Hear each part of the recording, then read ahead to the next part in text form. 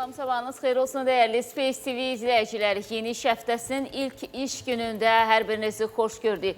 Bugün təqvim dekabr ayının 8-ini göstərir. Sizdə yenə də bol xəbərlərimiz var. 2 saat boyunca sizinlə birlikdə olacaq və bu vaxt çərçivəsində kimlərdən, nələrdən xəbər tutacaqsınızsa sizin diqqətinizə çatdırım. Hava xəbərdarlığı edildi. Bugün Bakıda və bölgələrdə leysan olacaq. Dünyanın ən aktiv vulkanı püskürdü, qorxulu və maraqlı anlar yaşandı. 11 mindən artıq sakinin həyatı təhlükədədir. Şəkidə qəzalı vəziyyətdə olan körpü niyə təmir olunmur? 4 mindən bir az artıq maaş alan icra başçısının geyindiyi 26 minlik geyim gündəm oldu. Xəbərin izində proqramı Şərur xəstəxanasındakı özbaşınalığı işıqlandırdı, problem dərhal həllini tapdı. Bu və digər xəbərlər barədə daha ətraflı məlumatları sizə təqdim edəcəyik dəyərli izləyicilərimiz. Elə ilk dəqiqələrdən diqqətinizə çatdırım. Qaynar xətt nömrəmizi 077 379 0747 qaynar xətt nömrəmizi. Gördüyünüz, şahid olduğunuz hadisələrlə bağlı bizə maraqlı foto və yaxud da ki video göndərə bilərsiniz. Eyni zamanda probleminiz varsa və bizim işıqlandırmağımızı istəyirsinizsə, probleminizi bizə video formatda üzərindən şərhini etməklə göndərin. İndi isə keçid alaq xəbərlərimizə. Elə hava xəbərdarlığının anonsunu etdiyim kimi, bugün Bakıda və rayonlarda leysan xarakterli yağışların yağacağı ilə bağlı xəbərdarlıq olunub. Belə ki, Bakıda və Abşeron yarımadasında arabir yağış yağacağı, bəzi yerlərdə leysan xarakterli olacağı gözlənilir. Bu barədə Milli Hidrometeorologiya Xidmətindən bildirilib. Yarımadanın bəzi yerlərində yağışın intensivləşəcəyi ehtimalı var. Şimal-şərq küləyi axşam şimal-qərb küləyi ilə əvəz olunacaq. Havanın temperaturu gecə 7-9 dərəcə isti, gündüz 10-13 dərəcə isti olacaq. Azərbaycan rayonlarında bəzi yerlərdə arabir yağıntılı olacağı gözlənilir. Ayrı-ayrı yerlərdə leysan xarakterli olacağı, dağlıq ərazilərdə qar yağacağı ehtimalı var.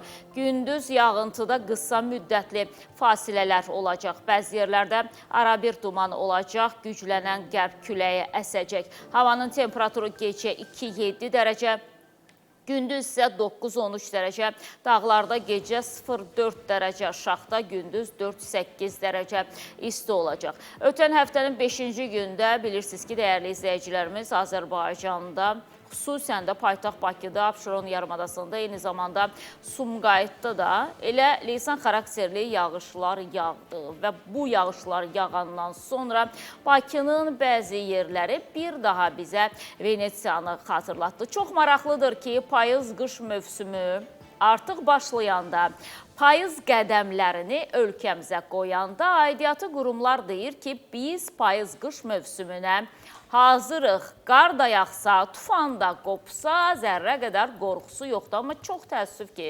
yağışlar yağanda biz bu sözlərin heç bir çəkiyə sahib olmadığını görürük. Çünki yağış yağır, tut ucundan göyə çıx, yağıb bitəndən sonra da deyir ki, qayığa min, paytaxtın küçələrində gəz. Çox təəssüf, bugün də eyni yağış olsa, demək ki, həllini tapmayan problemlər bir qədər də artacaq.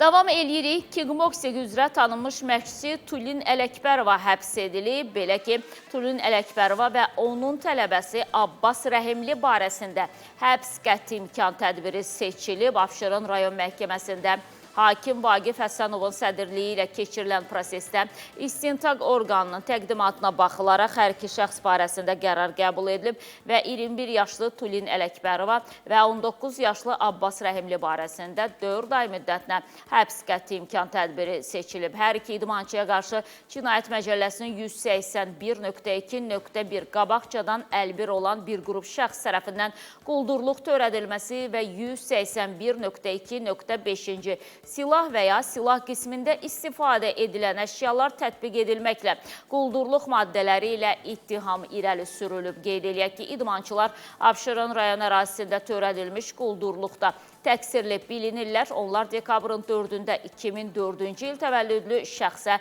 kəsici alətlə xəsarət yetirməklə onun 110 manat pulunu ələ keçirərək quldurluq etməkdə ittiham olunublar.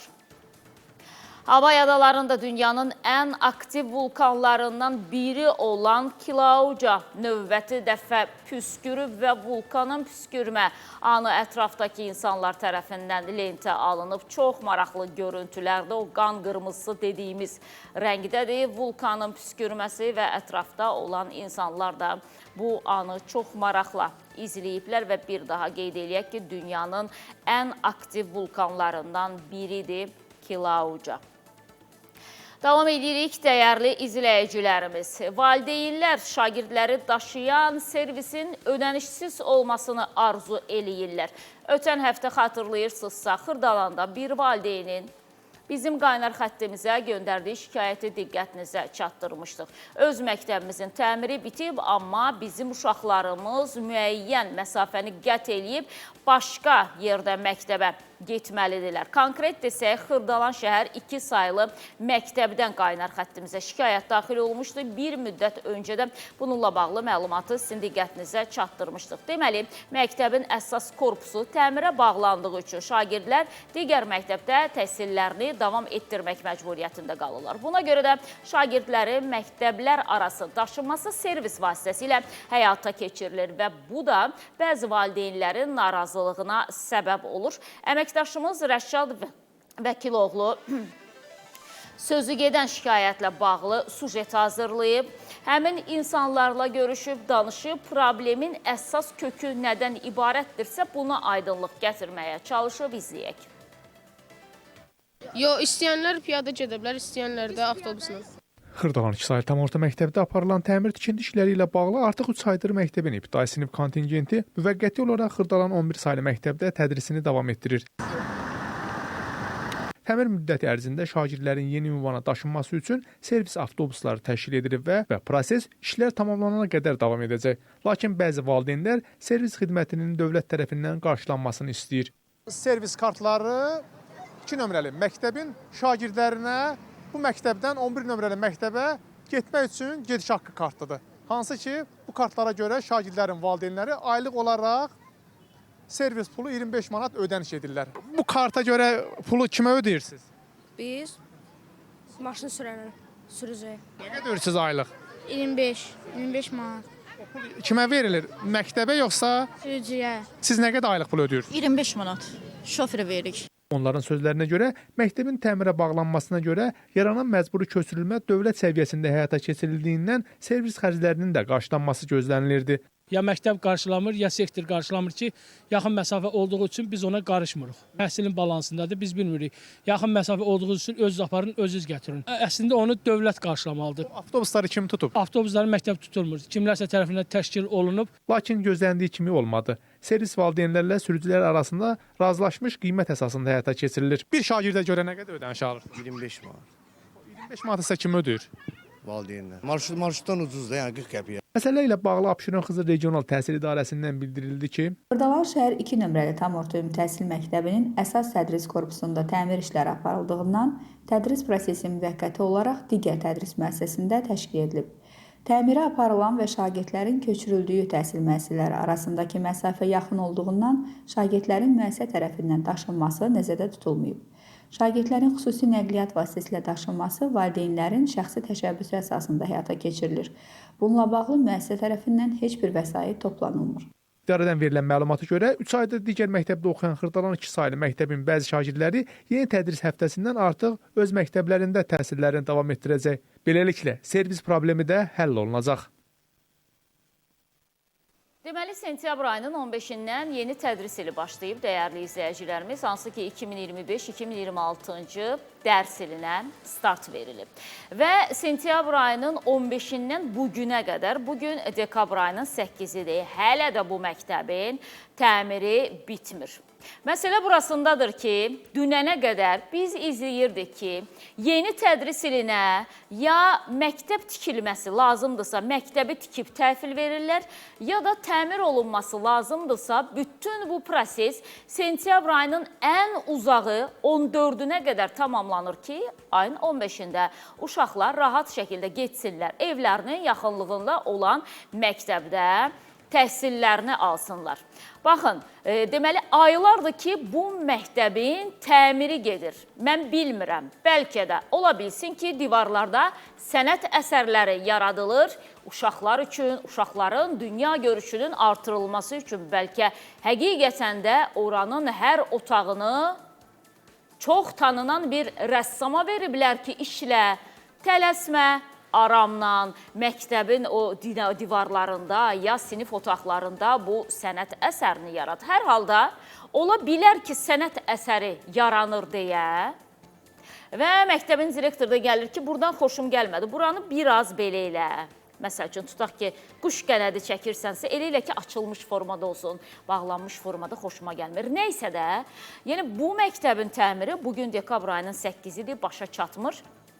Və məktəb təmir olunmalıdır sentyabr ayının 15-nə qədər. Çox maraqlıdır ki, bu məktəbin özünün qərarıdır, Elm və Təhsil Nazirliyinin qərarıdır, yoxsa Xırdalandakı təhsil şöbəsinin qərarıdır ki, eybi yoxdur. Uşaqları zülmlə hər gün valideyn apara bilər. Bir valideynin 3 uşağı məktəbə gedirsə, 25 manatdan hesablayın, 75 manat pul eləyir bu. Bu, bir həftəlik gediş-gəliş deyil, bir aylıq da gediş-gəliş deyil. Və oradakı valideynlər, hansı ki, uşağı Xırdalan 2 saylı məktəbdə oxuyan valideynlər artıq təngə gəliblər. Bizim də qaynar xəttimizə müraciət etmişdilər. Space xəbərin əməkdaşları da çox sağ olsunlar ki, getdilər, bu materialı çəkdilər və təqdim elədilər. Amma çox xahiş edirik də, siz öz istəyinizlə, öz ruhunuza uyğun, bugün kefim var, təmiri davam elətdirirəm və yaxud da ki, yox, bugün halım yoxdur, nəysə özümü 2-3 gündür pis hiss eləyirəm, bu məktəbin təmiri olmasın, belə yanaşmaq olmaz. Azərbaycan təhsilinə bu qədər dırnaq arasında baxmayın da, onsuz da kifayət qədər problemlər var təhsilimizdə. Həddindən artıq çoxdur təhsilimizdə, düzdür, xətirlərinə dəyər belə deyəndə, amma ki var da, bugün əgər Azərbaycan təhsilində hər şey zərgər dəqiqliyi ilə olsaydı və aparılsaydı, dərs ilinin başlanmasından 3 ay keçməsinə baxmayaraq, hansısa məktəb təmirə dayanmazdı. Əgər qəzalı vəziyyətdə deyilsə, əgər məktəb uçmazsa, şagirdlərin başına tökülməzsə, orada hansısa bir ölüm faktı qeydə alınmazsa, demək ki, təhsilin az qala 3 ay geridə qalıb və Xırdalan 2 saylı məktəb hələ açılışa hazır deyil. Nə vaxt hazır olacaqsınız? 2025-ci ilin tədris ili bitəndə hazır olacaqsınız, o zaman kimin nəyinə lazımdır? Bu pul axı sizin cibinizdən çıxmır, hər valideynin verdiyi 50 manat və yaxud da ki 75 manat, 2 və yaxud da ki 3 uşağa görə. Sizin cibinizdən çıxmır, sizin cibinizdən çıxsa, gecənizi gündüzə qatıb 7-24 o məktəbin təmirini yekunlaşdırarsınız. Bir də burada bir məsələ var, bizim qaynar xəttimizə müraciət eləyəndə izləyici qeyd elədi. 8 noyabr Zəfər günü ilə bağlı məktəbdə möhtəşəm bir tədbir keçirilib. Məktəb əgər hələ də təmir olunursa, o zaman tədbiri necə keçirirlər? Bu da hər halda maraqlı məsələlərdən biridir. Ümid eləyirəm ki, yəni bir qədər heç olmasa bu materialdan sonra əlinizi necə deyərlər, cəld tərpədəcəksiniz. Və bugün gerçəkdən də Azərbaycan təhsili adına utanc vericidir ki, məktəb başlayandan sonra yadlarda düşür ki, Xırdalanda 2 nömrəli məktəb təmir olunmalıymış. Odur ki, siz gedin qonşu yerlərdəki məktəbə, uşaq necə çatır məktəbə, uşaq dərsə gecikirmi, gecikmirmi, birazdan bunun o payız-qış mövsümünə hazırıq deyən məmurlar ki var, icraçılar ki var, onlar bir qədər sonra baxsınlar, görsünlər də ki, o palçıqlı yollarda o uşaqlar bunun yağışında, qarında hansı şəkildə hərəkət eləyirlər. Davam edirik. Paytaxtın Xəzər rayonu Türkan qəsəbəsində sakinlər illərdir yol, su və zibil problemi ilə üz-üzədirlər. Yağış yağanda palçığa görə məktəbə gedə bilməyən uşaqlar. Elə bir qədər öncə də məhz bununla bağlı danışırdım. Bəli, yağış yağanda palçığa görə məktəbə gedə bilməyən uşaqlar. Çağırılan təcili yardım yola görə əraziyə daxil ola bilməməsi, təcili yardımın suyun çənlərlə daşınması və zibillik içərisində qalan küçələr sakinlərin həyatını bir qədər də çətinləşdirib. Özümüz təmizləyirik əlimizlə, yenə üstündən bir müddət keçəndən sonra bu zibillik yenə də həmən vəziyyətə düşür. Yolun başında aparıb zibil tökəcək ora. Kim? Məcburdur burada, harada bir küçədə yer tapdı atacaq ora. Bu da külək oldu, burada qar yağır elə bilir. Türkan qəsəbəsi üzümçülük savxozu Çənlibel massivinin sakinləri deyir ki, əraziyə nə yol çəkilib, nə zibil qutuları qoyulub, nə də problemlərin həlli üçün addım atılıb. Qışda palçıq, yayda toz duman içində yaşamaq artıq sakinlər üçün dözülməz hala gəlib. Uşaqları məktəbə göndərə bilmirik. Yağış yağanda palçıq olur, yağış olur. Bir xəstəmiz olur, təcili yardım çağıra bilmirik. Onun çünki təcili yardım yollarımıza görə gəlmir. Zibil qablarımız yoxdur. Bura bir nəfər qonaq da gəlmir, heç kim də yaxın gəlmir. Utanırıq özdə gələnlərin qabağında da. Avtomobili olan avtomobilinlə daşıyır, olmayanda su satan maşınlar var, xüsusi onlardan alırıq. Qışda heç olmasa həftədə 2-3 dəfə alırıq. Suyumuzu alırıq, bax çənlərə doldururuq, suyumuzu qablara doldururuq. Belə vəziyyətdə, çox çətin vəziyyətdə yaşayırıq. Sakinlər deyir, aidiyyatı qurumlara problemləri ilə bağlı dəfələrlə müraciət ediblər, lakin ərazidə olan heç bir problem həllini tapmayıb. Belediyədə kimlə görüşmüsünüz? Sədrin özü ilə mi? Mən özüm şəxsən görüşməmişəm. Kənd sakinləri yığılıb gediblər. Ərizə formasında həmin ərizəyə mən özüm də qol çəkmişəm ki, həqiqətən kəndimizin bu cür problemləri var. Heç bir həllini tapan burada heç nə yoxdur. Qəsəbənin bitməyən problemləri ilə bağlı kənd bələdiyyəsinə müraciət etdik. Bələdiyyə sədri Tehran Rəhmanov sakinlərin dediklərini inkar etdi. Bildirdi ki, ərazi sakinlərindən bu problemlərlə bağlı bələdiyyəyə müraciət edən olmayıb. Hər dəfə, hər ay əlavə məntəqələr qurulur. O betondan onlar üçün məntəqələr üçün yer hazırlanmış, sonra konteyner qoyulur. Həlləli şəkildə çox əraziyə qoyulub. Həmin savxoz ərazisində də artıq 3 dənə əlavə olunur. Betonu tökülüb onu, indi konteynerlər bir gün sabah, ola bilər həftənin birinci günü veriləcək görə inşallah. Biz gedərik həmin yola baxarıq, Çənlibel ərazisində. O yola baxandan sonra biz məsələ qaldırarıq inşallah. Bələdiyyənin hal-hazırda Türkan Bələdiyyəsinin. Yəni o vəsaiti hal-hazırda yoxdur o yol çəkməyə. Qaldı ki, Çənlibel massivinin su problemini İri Şəhərlərin Birləşmiş Su Təchizatı xidmətinə isə bildirildi ki, bu ərazidə su təchizatının qurulması məqsədi ilə müvafiq layihə sənədləri hazırlanıb. Yaşayış məntəqələrində şəbəkələrin inşası tədbirlər planına uyğun olaraq mərhələlərlə aparılır. Tehran müəllim deyir ki, Türkan Bələdiyyəsinin sədri idi, səhv eləmirəmsə. Tehran müəllim deyir ki, bizə ümumiyyətlə insanlar bu problemlərlə bağlı müraciət etməyib.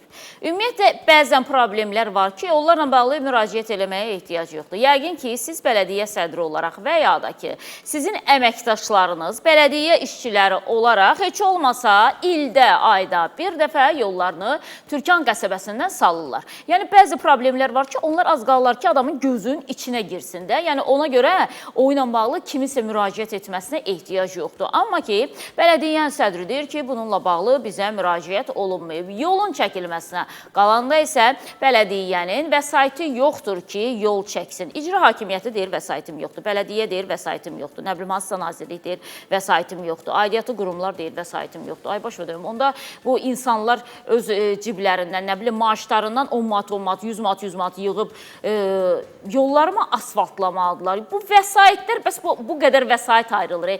Bu vəsaitlərin, bu getdiyi istiqamət hara doğrudur? Bəlkə biz düşək dalınca.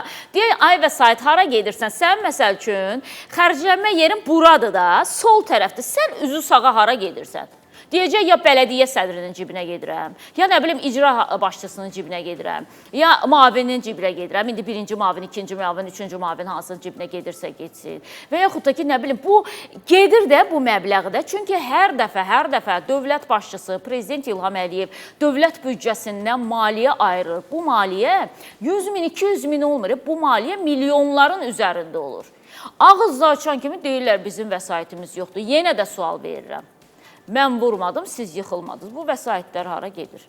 İndi deyəcək də hara gedir? 4225 manat alan icra başçısı 26 minlik pencəyə ilə, plaşı ilə gündəm olursa, anlayırsan da istiqamət hara gedir.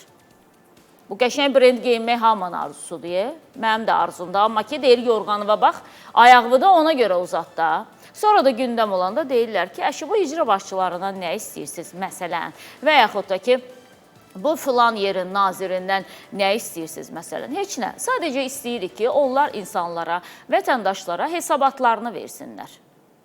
Düzdür, biz o hesabatı heç vaxt görməyəcəyik. Ara sıra Milli Məclisə verirlər hesabatları. İndi onda hansı düzdür, hansı nədirsə onu da özləri bilir, Allahları bilir. İndi bu məsələdə də deyir ki, bu boyda zibil poligonuna oxşuyur. Yaman gün nə deyə Türkan qəsəbəsi deyir ki, bu ilə bağlı bizə müraciət olunmayıb.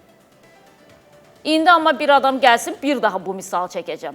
Orada bir dənə qassın, ev təməli töksün, dərhal gələcəksiniz ki, bizdən icazə almışsınız. Necə olur? Quşlar xəbər gətirir, onda sizə ki, filan kəs orada ev tikir. Zibilliyi görmürsünüz, amma yeni bir tikinti baş versin, elə birinci gələn bələdiyyənin sədri olur ora və yaxud da ki, nümayəndəsini göndərir ora. Davam eləyirik, Şəkiyə boylanacaq, hansı ki, 11.000 əhalisi olan, daha doğrusu 11.000 əhalinin istifadə etdiyi körpüdən danışacağıq. Belə ki, Şəkinin Baş Göynük kəndinin sakinlərinin gediş-gəliş üçün istifadə etdikləri körpü qəzalı vəziyyətdədir. Körpüdən iri tonnajlı avtomobillər keçəndə ciddi təhlükə yaranır. Sakinlər deyir ki, bir neçə dəfə şəxsi vəsaitimiz hesabına körpünü təmir etdirsək də xeyri olmayıb. Aidiyyatı qurumlara isə körpüdəki təhlükəli vəziyyət barədə dəfələrlə müraciət etmişik, lakin baxan yoxdur.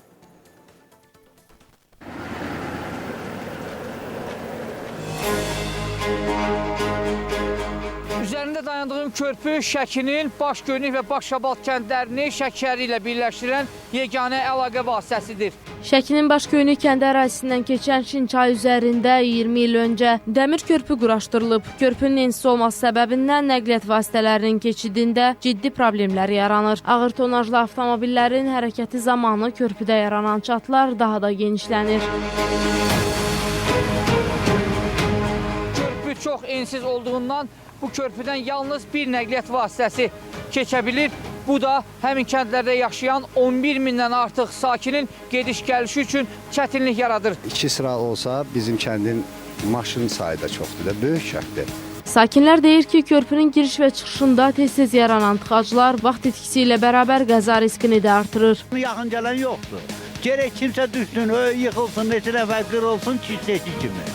Sonra düzəltəcəklər. Ağır yük tonaj maşınlar keçir. Yüşə görə dözmür, tab getmir. Körpü bir neçə dəfə daxili imkanlar hesabına təmir olunsa da, qısa müddət ərzində yenidən qəzalı vəziyyətə düşüb. İcra hakimiyyətindən nümayəndə olub, 12 saylı tikinti idarəsindən nümayəndə olub və bizim yerli nümayəndələr və onun bu vəziyyətdə olması şəkillər çəkilib, nazirliyə təqdim olunmuşdur. Təmiri haqqında qərarı onlar qəbul edə bilər. Bu vaxta qədər ancaq biz öz bələdiyyənin gücünə torpaqla çalaları doldururuq və belə istifadə veririk. Avtomobil yolları Dövlət Agentliyinin mətbuat katibi Anar Nəcəfli nə sakinlərin, nə də bələdiyyə sədrinin fikirləri ilə razıdır. Deyir ki, söz gedən körpü iddia olunduğu kimi qəzalı vəziyyətdə deyil. Körpüyə baxış keçirilib və onun istismara tam yararlı olduğu müəyyən edilib. Sadəcə olaraq təmirə ehtiyacı var və təmir işlərinin görülməsi nəzərdə tutulub.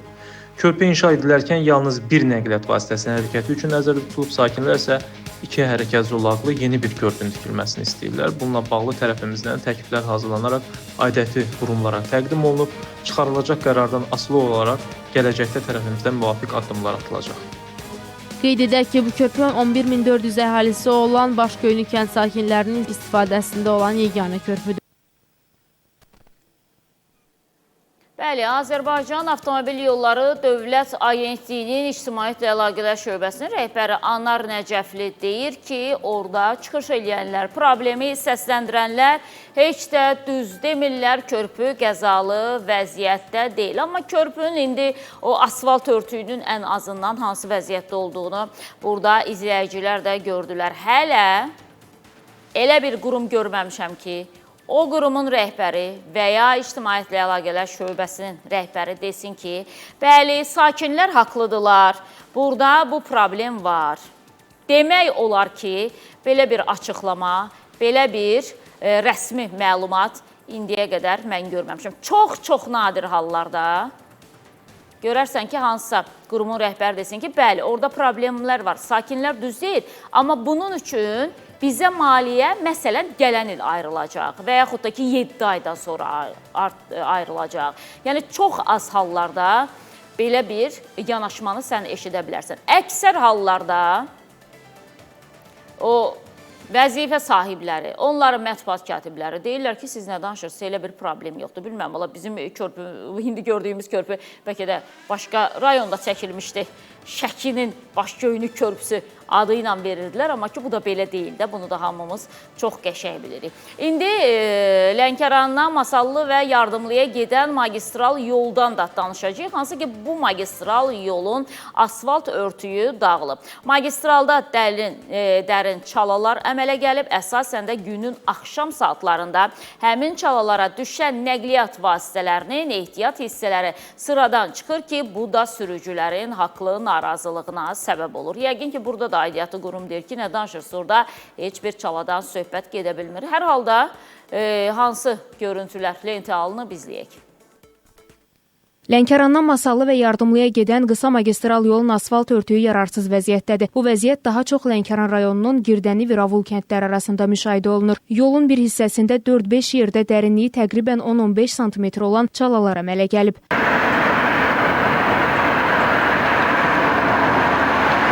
Yollar pis gündədir. Gündə 3-4 dəfə gedir o yana, yollar barfa gündədir. Avtomobillərin çalaya düşməməsi üçün sürücülər düz xətti tapdalayıb əks yola çıxmağa məcbur olurlar ki, bu da qəza riski yaradır. Yəni çox vaxtı düşür, ya təkər partlayır, məndə 2 dəfə olub elə bir hal. Sürücülər deyir ki, tədbir görülməzsə yol daha da bərbad vəziyyətə düşəcək. Bunu barfa eləmə lazımdır, düzəltmə lazımdır. Maşın aldan gedir. Yamalar yəni görünmür, su dolu olur, düşsən maşın altı dəyir, təkər partlayır. Məsələ ilə bağlı Lənkəran rayon 48 nömrəli yol istismar idarəsindən bildirildi ki, payız-qış fəslində asfalt beton zavodlar işləmir. Buna görə də sözgedən yolda yaranan çatların doldurulması daxili imkanlar hesabına həyata keçirilir. Biz indi bunu yaxın vaxtlarda, bəlkə də günün lap sabahdan biz bu işi yerinə yetirərik və o çalaları hamısını aradan qaldırarıq. Qeyd edək ki, Lənkəran rayonu üçün 40 km yolların əsaslı təmiri investisiya proqramına salınıb və sayt ayrılan kimi yolların əsaslı təmiri işlərinə başlanılacaq. Deməli, aidiyyatı qurumun orada rəhbəridir, rəsmisidir. Hər kimsə deyir ki, payız-qış mövsümündə asfalt beton zavodları işləmir. Deməli, məsələ necə olur burada, dəyərli izləyicilərimiz? Payız-qış mövsümündə zavodlar işləmir. Yaz-yay mövsümündə də məmurlar işləmir. Ona görə də buranın yolundan əlinizi üzün. 6 ay bir işləmir, 6 ayda bir işləmir. Bu o deməkdir ki, 12 ay siz o yolun asfalt örtüyünü haqqında ümumiyyətlə düşünməyin. Ya da düşünəndə yenə də nə olacaq? Nəticədə sizə olacaq. Təzyiqiniz qalxacaq, əsəbləriniz körlanacaq. Bəs bu problemi niyə görmürlər deyib hər gün. Bir də baxacaqsınız ki, öz-özünüzə danışırsınız, öz-özünüzə deyinirsiniz. Bəzən olur da, məndə də bir də görürəm, oturmuşam. Hiss eləyirəm ki, öz-özümə danışıram. Hansısa bir problemin həllini çözməyə çalışıram. İndi yəqin ki, mən də o qədər danışıram ki, bu problemlərdən. Artıq özümün o deyirlər, adətən insan yaşlaşanda öz-özünə danışır. Yolda gedəndə məsəl üçün əli ilə, qolu ilə belə elə bilsən ki, yanında kimsə var da, o ilə danışır kimi. Yəni görüntülənir qıraqda, amma baxırsan ki, yanında heç nə yoxdur. Yəni çox sağ olsunlar. Bu bəzi məmurların sayəsində artıq öz-özümüzə danışmağa başlamışıq.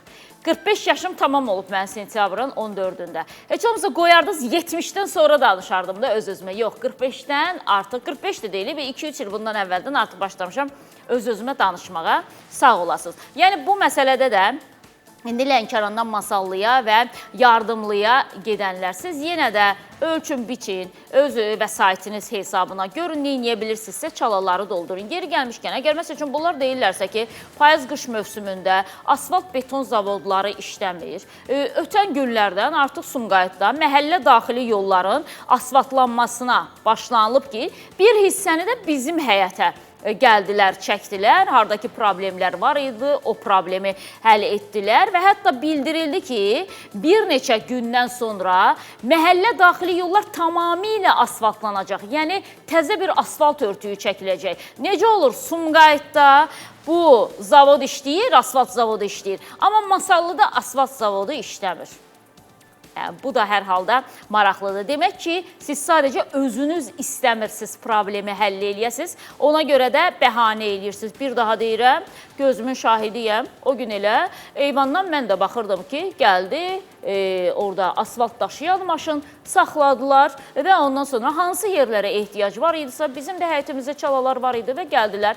O həyətdəki çalaları doldurdular və o proses ümumiyyətlə Sumqayıtın hər məhəllə daxili küçəsində gedəcək və bir müddətdən sonra dediyim kimi tamamilə küçələrin asfaltlanmasına başlanılacaq. Yəni, ay asfalt zavod işləmir, ay beton zavod işləmir. Yəni, bu çox valla gülməli və mənasız bir açıqlamaydı. Amma hər halda deməli, həmin o rəsmi bununla bağlı danışdı. Deməli, dəyərli izləyicilərimiz, əslində indi sizə təqdim edəcəyimiz material haqqında bir qədər çox danışacağım. Ona görə də Şirvan şəhərini təqdim edə bilərik. Çünki reklam fasiləmizə qısa qalıb. Şirvan şəhərinin köhnə şəhər deyilən bir ərazisi var və orada bir zibillik atıb izləyicimiz bizə. Nə gözəl deyə, səhəri açan kimi zibillik, ifunət, kanalizasiya problemi, bir ürək açan xəbər yoxdur ki, buradan səsləndirəsən. Deyəsən ki, ay Allah, nə gözəl, gözümüz gözəllik gördü də heç olmasa. Yox, zibillik, ifunət. İbrahimov Əlövsət bizim qaynar xəttimizə müraciət edib. Səidə xanım bu ərazi zibilliyin içində batıb gedir. Antisanitar vəziyyətdə antisanitar vəziyyətdə olan bu ərazi üçün dəfələrlə müraciət etməyimizə baxmayaraq bütün qurumlar sadəcə məsələni eşidir və bundan da yan keçir. Xahiş edirik, siz işıqlandırın, bəlkə məsələ həllini tapdı. Şirvan şəhəri, köhnə şəhər izləyək. Bura baxın, köhnə şəhər, Şirvan şəhəri, köhnə şəhər məsələsi. Daha yaman gündədir. Zibil ücü evin içinə girir. Onun dolabı var. Baxmırlar. Heç kim baxmır. İzləyicilər artıq and içir. And ola Allaha. O gözü görünməzə and olsun. Az qalırlar dünyalarını, dəyişənlərin də qəbrinə and içsinlər ki, bu əraziyə baxan yoxdur. Hər halda baxılan ərazi o vəziyyətdə olmazdı və mal heyvan üçün və it pişik üçün də ən yaxşı yem yeridir o zibil tullantılarının atıldığı yer. Yəqin ki, elə bu materialdan sonra da Şirvan şəhər, yəni bu ərazi, indi bilməm şəhərin mərkəzidirmi, yoxsa bir qədər kənar yoldurmu? Yəqin ki, oranın bələdiyyəsi deyəcək ki, bununla bağlı bizə müraciət olunmayıb. Amma izləyici burada deyir ki, dəfələrlə aidiyyatı qurumlara müraciət etmişik, baxan yoxdur. Mənə çox maraqlıdır ki, zibilin daşınması prosesi nə qədər ağır prosesdir ki, bunu həyata keçirən yoxdur. Bir də o görüntünü verək bura, zəhmət olmasa. Çünki bəzən aidiyyatı qurumlar, bələdiyyədirmi, məsəl üçün icra hakimiyyətidirmi, belə bir bəhanəni deyirlər ki, bəs bizim maşınımız təzədir, o yolda təmirsiz yol olduğundan, asfalt olmadığından bizim maşın ora girəndə maşınımız dağılır, sonra təmirə ehtiyacı olur. Köhnə yolda təzə maşınları ora salmırıq. Ona görə baxmaq istədim ki, görün bu yolda vəziyyət necədir. Hər halda lap belə hara olmasından asılı olmayaraq, yolu varmı, yoxmu, siz bu zibili yığmalısınız da. Demək ki, zibil yeşikləri də yoxdur da orada. Ona görə də insanlar yediklərini, içdiklərini gətirib elə ora, nə bilim, qamışlıq kimi ərazidir də. Düzdür, qamış deyil, kolluq, kosluqdur da. Gətirib əllərindən keçəni tökürlər ora. Zibil yeşikləri olsa, amma vəziyyət belə olmaz. Zibil yeşikləri də niyə qoymur aidiyyatı qurumlar, mən sizə deyim. Çünki zibil yeşiklərini qoyanda da sonradan gəlib gündəlik orada zibilləri daşımaq lazımdır ki, anlaşılan Şirvan şəhərində ümumiyyətlə bu məsələyə baxan yoxdur. Davam edirik, dəyərli izləyicilərimiz. Proqramımıza yeni qoşulanlar, sabahınız xeyirli, gününüz uğurlu olsun. 077 379 07 47 qaynar xətt nömrəmizdir. Gördüyünüz, şahidi olduğunuz hadisələrlə bağlı bizim qaynar xəttimizə foto və yaxud da ki, video göndərə bilərsiniz. Eyni zamanda dəyərli izləyicilərimiz, probleminiz varsa və bizim işıqlandırmamızı istəyirsinizsə, probleminizi yenə də qaynar xəttimizə göndərin və biz sizin probleminizi işıqlandıracağıq və aidiyyatı qurumların da diqqətinə çatdıracağıq. Davam edirik digər xəbərlərlə. Deməli, dekabr ayının 4-də Neftçala rayonunda balıq festivalı keçirildi. Festivalda rayon icra hakimiyyətinin başçısı Mirhəsən Seyidov və icra hakimiyyətinin nümayəndələri, eyni zamanda da rayon əhalisi iştirak etdi. Deməli, Facebookda bizim Salyan səhifəsində Mirhəsən Seyidovun çıxış etdiyi görüntülər paylaşıldı və paylaşımda icra başçısının sözündən daha çox onun geyindiyi plaşa diqqət edildi. Plaş hansı brendə məxsusdur, qiyməti nə qədərdir, bir qədər sonra danışacağım, amma gəlin öncə icra başçısının çıxışını biz də izləyək. Neftçalaya uyğunlaşdıraq, həm də olsun bizdə balıq festivalı. Neftçalanın balıqla bağlı çox böyük ənənəsi var. Birinci onu sizə deyim ki, bizdə Azərbaycanda Kürlə Xəzərin birləşdiyi yeganə yer Neftçaladır və balıqların populyasiyası üçün, biomüxtəlifliyin qorunması üçün Neftçala bu istiqamətdə həm şirin su ehtiyatlarına, həm şor su ehtiyatlarına görə unikal yer sayılır. Sizi çox gözlətdirmək istəmirəm. Çox sağ olun, dəvətinizi qəbul eləmişsiniz, gəlmişsiniz. Və təklif edirəm keçək tədbir yerinə, çünki cəmaat da biz orada gözləyir artıq bir müddəti. Bizim orada bir rəsmi açılışımız var. Cənab nazirin və bizim tərəfimizdən müxtəlif təşəkkürnamələrimiz var. Balıqla bağlı çalışmışıq ki, bütün əməlləri həyata keçirdək. Qüsurlarımız ola bilər, çətinliklərimiz ola bilər. Hesab edirəm birinci festivaldır. Ona görə də hamılıqla birgə bütün rayon ictimaiyyətindən çalışmışıq ki, balığın bütün nümunələrini hər birimizə çatdıra bilər. Deməli, dəyərli izləyicilərimiz, icra başçısı bu paylaşımından sonra, daha doğrusu bizim Salyan səhifəsi icra başçısını Mirhəsən Seyidovun paylaşımını edəndən sonra icra başçısının plaşı gündəm oldu. Belə ki, deməli, icra başçısının geyindiyi plaş deyilənə görə, düzdür, mən indi belə deyək də, o firma filanı, yəni tanıyan adam deyiləm. İcra başçısının tam da yanında dursaydım, yenə də bilməzdim ki, onun geyindiyi firma və yaxud da ki, brend hara məxsusdur. Adətən bunu geyinənlər və brendlə, bahalı geyimlərlə maraqlananlar bilirlər. Və elə bu, deməli, maraqlananlar da qeyd ediblər ki, icra başçısının geyindiyi plaş Hugo Boss Burberry brendinə məxsusdur. Ola bilsin ki, brendin adında nəyisə səhv deyə bilərəm, yəni yeri gəlmişkən deyirəm də, mən brend falan tanımayan adamam. Allah versin 15-20 manatlıq koftalara. Nəysə, amma həqiqətən mənim elə geyimim var ki, 5 manatdır. Valla bunu tam səmimi deyirəm, 8 manatdır.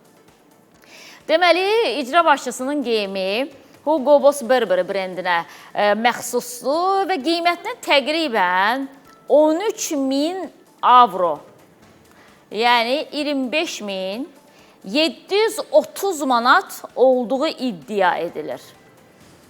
Və məsələni araşdırmaq üçün Ajans AZ Neftçala rayon icra hakimiyyətinin qaynar xətti ilə əlaqə saxlayıb, lakin zənglərə cavab verən olmayıb.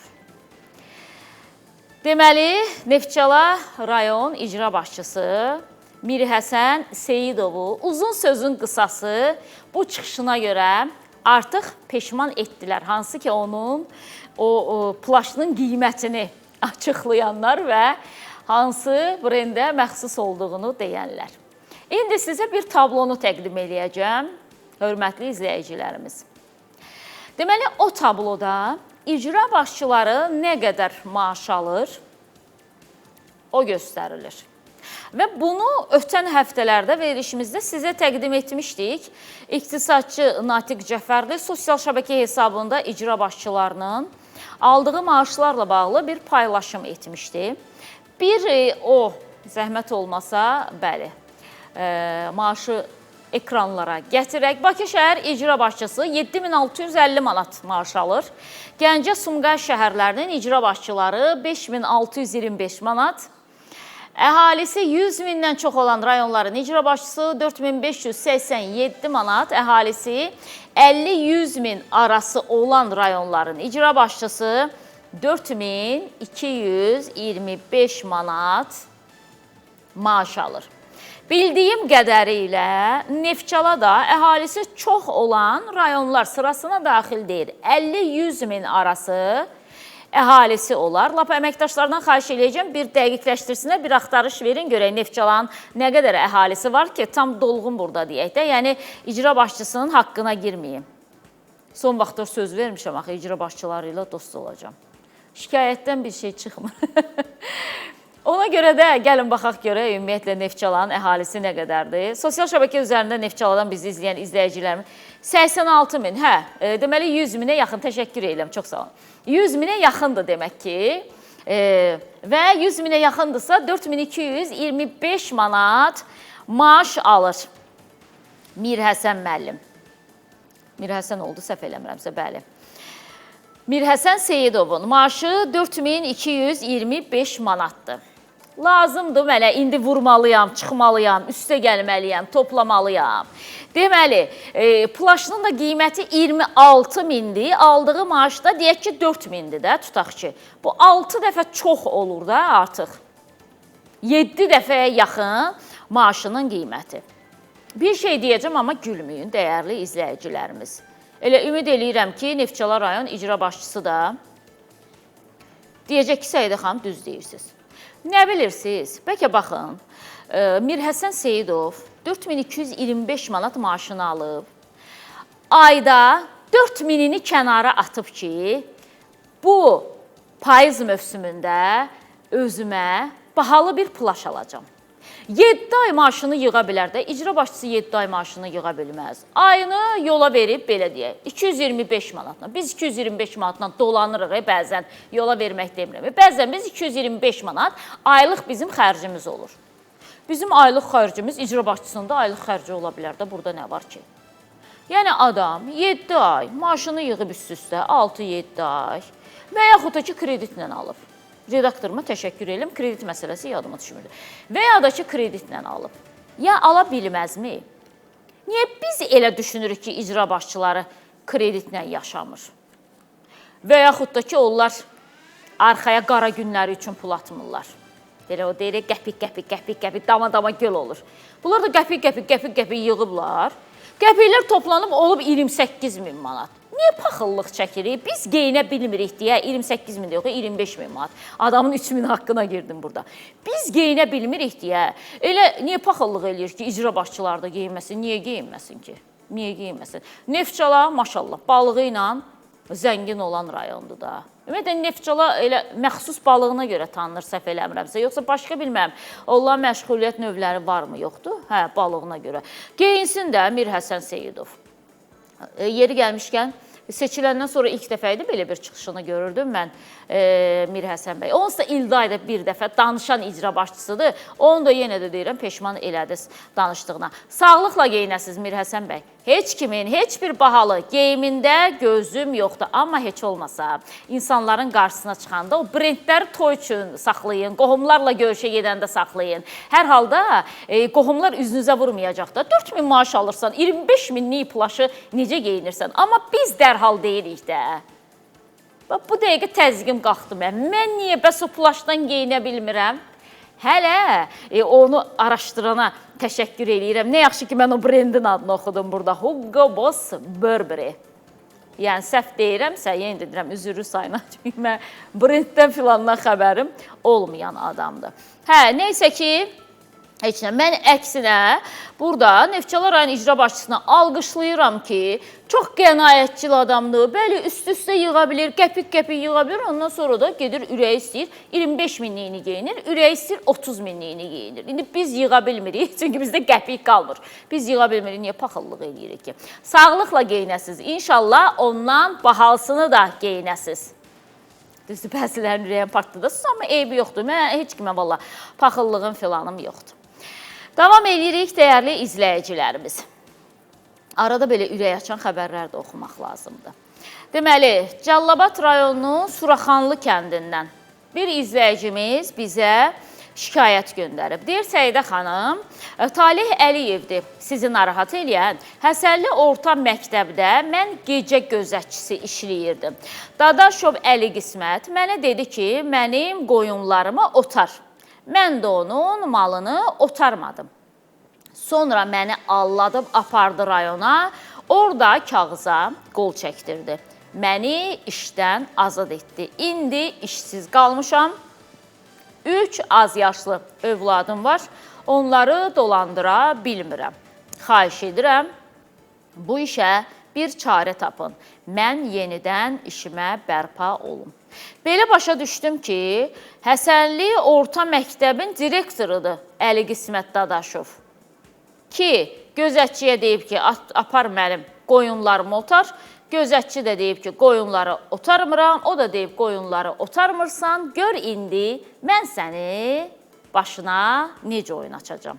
O da gətirib, kağıza qol çəkdirib, kağız da onun işdən azad olunması kağızı olub. Hər halda izləyici belə iddia eləyir, izləyək. Cəllabad rayonunun Sunaxanlı kənd sakini Əliyev Talih Sakitoğlu Həsənli məktəbinin orta məktəbində mən gecə gözətçi işləyirdim. Dadaşova Əli Qismət Əliyaslan mənə dedi, mənim malımı yotar. Mən onun malını otarmadım. Məni apardı rayonda da, Allah'tı məni apardı rayonda, mənə qol çəkdirdi. Ondan bir də mənim 3 övladım, az yaşlı övladım var. Mən heç yerdə işləmirəm. Heç yerdən bir gərilim yoxdur. Ayda 300 manat alıyordum. Ondan mən ailəmi, balalarımı ondan dolandırıyordum. Adamın operatoru Cəllabaddan olanda belə olur da. Deyir Səidə xanım, Cəllabadda Suraxanlı kəndi yoxdur, Çünəxanlı kəndi var. Üzr istəyirəm, bilmirəm valla. Burada Suraxanlı yazılıb, ona görə də mən indi Cəllabadın o kəndlərini tam bilmirəm, ona görə. Demək, izləyicini eşitdiniz siz. Çünəxanlı kəndindən Əliyev Talih deyir ki, Dadaşov Əli Qismət, hansı ki, Həsənli Orta Məktəbinin direktorudur və o, gecə gözətçisi işləyən Talih bəyə deyib ki, get mənim qoyunlarımı otar. Talih bəy deyib ki, otarmayacam. O da deyib ki, onda mən səni işdən azad eləyəcəm. Və Talih bəy deyir ki, 3 uşağım var, dolandırmalıyam, yeməyimiz var, içməyimiz var, xeyrimiz var, şərimiz var. Hər halda bu, tam deməyəcəm ki, 100% düzdür. Çünki bəzən mən izləyiciyə 100% inanıb danışandan sonra geri dönüşlər alanda görürəm ki, yox, 100% inanmaq lazım deyil də. Sonra özüm peşman oluram, məsəl üçün, o baltanı dibindən vuranda. Məndə də ki, şükür Allah'a, orta hissə yoxdur da, mütləq dibdən getməlidir. Bilməm, bu da nə xarakterdirsə.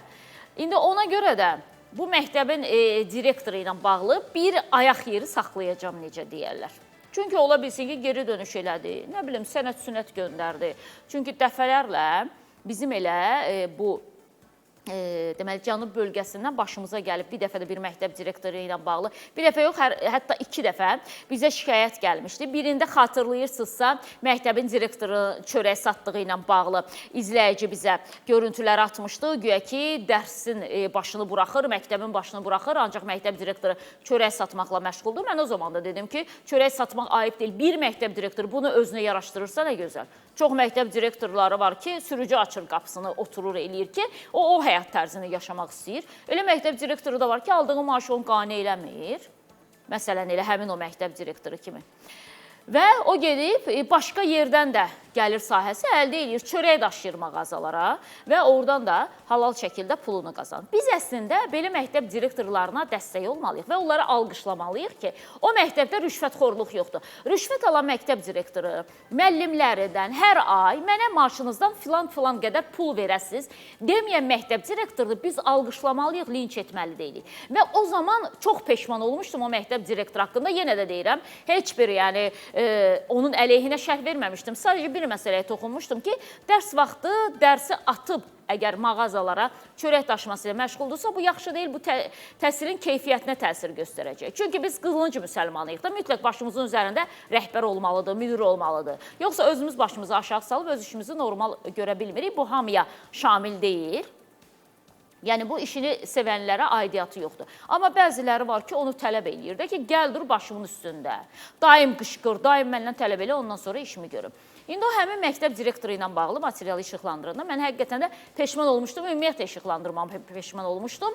Bizə izləyici yanlış məlumat vermişdi. Deməli, 3 gündür bu izləyici mənə TikTok üzərindən yazır. Səidə xanım, siz məni tənqid etdiniz. Nəyə görə? Kasıbam ona görə belə bir şey yazır. Mən də götürdüm yazdım, ümumiyyətlə insanlara cavabı yazan deyil. Mən də götürdüm yazdım ki, siz icra başçılarsınız, mən adətən onları tənqid eləyirəm. Siz icra başçısısınız? Yazır ki, yox. Sonra şəxsimə yazıb, baxıram dünənlərim. Deyir ki, mən sizə bir məktəb direktoru ilə bağlı məlumat göndərmişdim. Siz məlumatı işıqlandırdınız, sərsi gündə efirdən məni tənqid etdiniz. Deyirəm, bəli, yalan məlumat verdiyinizə görə mən sizi tənqid eləyirəm və hətta məktəb direktoru bu günlərdə mənə yenə də yazıb ki, Səidə xanım, adam mənimlə bağlı qara yaxma kampaniyasından əl çəkmir, çox xahiş edirəm. Gəlin məktəbdə çəkilişi özünüz eləyin. Bizim məktəbdə təhsilin keyfiyyətinə baxın. Bizim məktəbdə ümumiyyətlə qayda qanuna, tərbiyəyə baxın deyir. Mən başqa şey demirəm ki, sizi dəvət eləyirəm də bura. Və adam inciyi düşüb ki, mən bunun yalanını niyə dəstəkləmirəm? Niyə məktəb direktorda necə deyirlər, ağıyıb qara sərmirəm? Dostlar, bəlkə kimsə vicdan baxımından çox əziyyət çəkir. Amma mən həmişə demişəm ki, Allah bir vicdanımı əlimdən almasın. Vicdan varsa, başqa şeylər də balanslı şəkildə olacaq. Və elə vicdanımın səsinə görə, ötən həftənin 5-ci gün, efirdən çıxan kimi, Üzü İsmailliyə yol almışıq əməkdaşlarımızla birlikdə. Bir qədər sonra o materialda sizə təqdim eləyəcəm. Niyə getmişdim, onu da deyəcəm. Yəni, böyük ehtimal ki, bir gün həmin o rayona da yolumu salacam ki, görün bu qarayaxma kampaniyasına başlayan adam nə istəyir. Demək ki, atası, səhv etmirəmsə, bir zamanlar həmin məktəbin direktoru olub. Atasını işdən çıxardıblar, yeni direktor təyin ediblər. Bu da yeni direktora deyir ki, gör, mən sənin başıma nə oyun açacağım, qoymayacağım ki, sən məktəbdə işləyəsən. Və qara-baqara düşüb, həmin bu məktəbin direktorunu izləyir. Məktəbin direktoru su işçi çəkir, çay işçi çəkir, nə bilim, çörək mağazaya daşıdı çəkir. Yəni, insani hissləriniz nə qədər ölüb sizin. İndi ona görə də bu məktəb direktorunun da haqqına çox girməyəcəm. Əgər izləyicimiz deyirsə ki, mənə dedi, get qoyunlarımı otar, qoyunlarımı otarmadım, məni işdən çıxartdısa, məktəb direktoru çox-çox haqsızlıq eləyib burada. Yox, ola da bilsin ki, deyəcək ki, gözətçi kimi, normal gözətçi deyil idi, gecə məktəbə oğru da girirdi, ona görə işdən azad etdim. Bu baxımdan da çalışacağım ki, mən balansı saxlayayım. Əgər belədirsə, Dadaşov Əli Qismət, hansı ki, Həsənli Orta Məktəbinin direktorudur. Əgər belədirsə, çox-çox təəssüf ki, siz qoyunlarınızı otarmayan bir gözətçini işdən azad etmişsiniz. Birinci, gecə gözətçisinin işi hansı məktəb direktorunun qoyununu otarmaq deyil. Adından məlum olduğu kimi gecə məktəbə gözətçilik etməkdir, məktəbi qorumaqdır ki, oradan kimsə gəlib məktəbin hansısa bir inventarını oğurlamasın. Orada gəlib məktəbin qapısını, pəncərəsini qırmasın, oğurluğa girməsin məktəbə. Gecə gözətçiləri məhz buna görədir. Hansısa direktorun qoynunu otarmaq üçün deyil. Bu baxımdan kimsə sizə deyibsə ki, hə, gözətçini siz evinizdə fəhlə kimi də işlədə bilərsiniz, onu səhv eləyiblər. Və ümid edirəm ki, bu deməli materialı işıqlandırandan sonra bir geri dönüş də alacağıq ki, əslində məsələ nədən ibarətdir. Davam edirik, dəyərli izləyicilərimiz.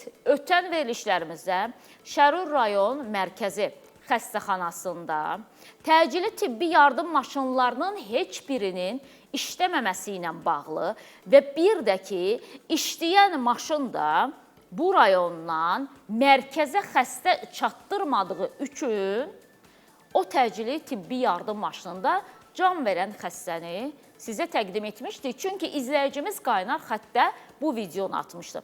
Bir xatırlatma videosunu izləyək, ondan sonra həlli istiqamətində hansı addımlar atılıb, bu haqda da məlumat verəcəm sizə.